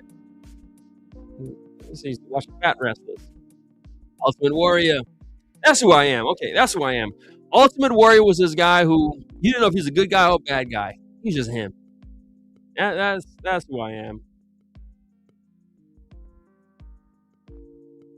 And Roddy Piper. All right. Okay. We end the show. Cigar Aficionado, #1 cigar of the year, 2025. Yeah. 3 hours. I'm 2 hours, 56 minutes in. Just talking, connecting with people. There ain't nothing to be mad about. Again, if you watch cigar content or any content and you get mad, let me say this for the camera. If you watch cigar content and get mad, it's because you are not a man. Ain't no real man getting mad at no content. That's what I honestly believe. Now, if I make a cigar and you probably give it a bad rating or whatever, I could see that. I made it. It's my money. But if we just smoking cigars and you mad over something that ain't got nothing to do with you, that makes you an absolute weirdo. I think you're a bad person. I say it. I think it makes you a bad man. I think it makes you a bad American. I think it makes you a bad human being. I think it makes you a girly man. I really do. I think it makes you an absolute weirdo. And all I'm gonna do with my content is just make fun of you, because you're like a punching bag for me. You're like a weirdo, and I'm just gonna make fun of you because it's funny. You're a punchline. King Kong Bundy was insane. That man was just made to wrestle. All right, great show. All right, yeah, I'm really glad you were here, old folk. You brought the energy. Once I saw you on here, I was like, okay, all right. Yeah, we talking about Roddy Piper. Only look. Everybody ain't gonna know about this one. It's a show called They Live. You gotta wear the glasses. Look, my friends, I'm a regular dude. I'm a regular guy. If you say Roddy Piper, put on the glasses, everybody ain't gonna get that reference. Everybody ain't gonna get it. In fact, look, I ain't being messy, but I'll say this. Maybe do that for your next cigar content creator. Leave that as a comment on whatever, whether it's whiskey, cigar, whatever it's the genre. Just say, hey, take off the glasses. Put hashtag Roddy Piper and see if he understands what you're talking about. I think we're just living in a different day now, where things just ain't the same no more. What's the next video? Describe wrestlers with cigars. Oh, that's an idea. I'm gonna credit you on that one if I remember. Undertaker is my most Undertaker is my most favorite wrestler of all time. I love Undertaker. I think he a preacher.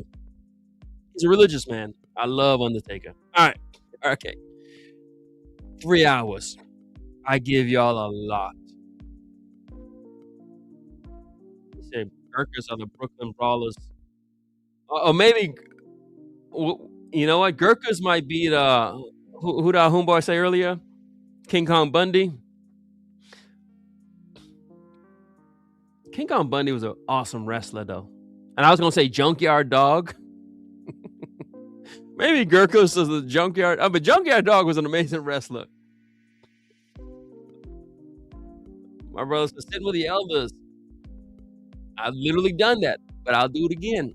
I'll do it again. We here for the people. We here with the people. Yeah, that's the next show. This is how real a show is.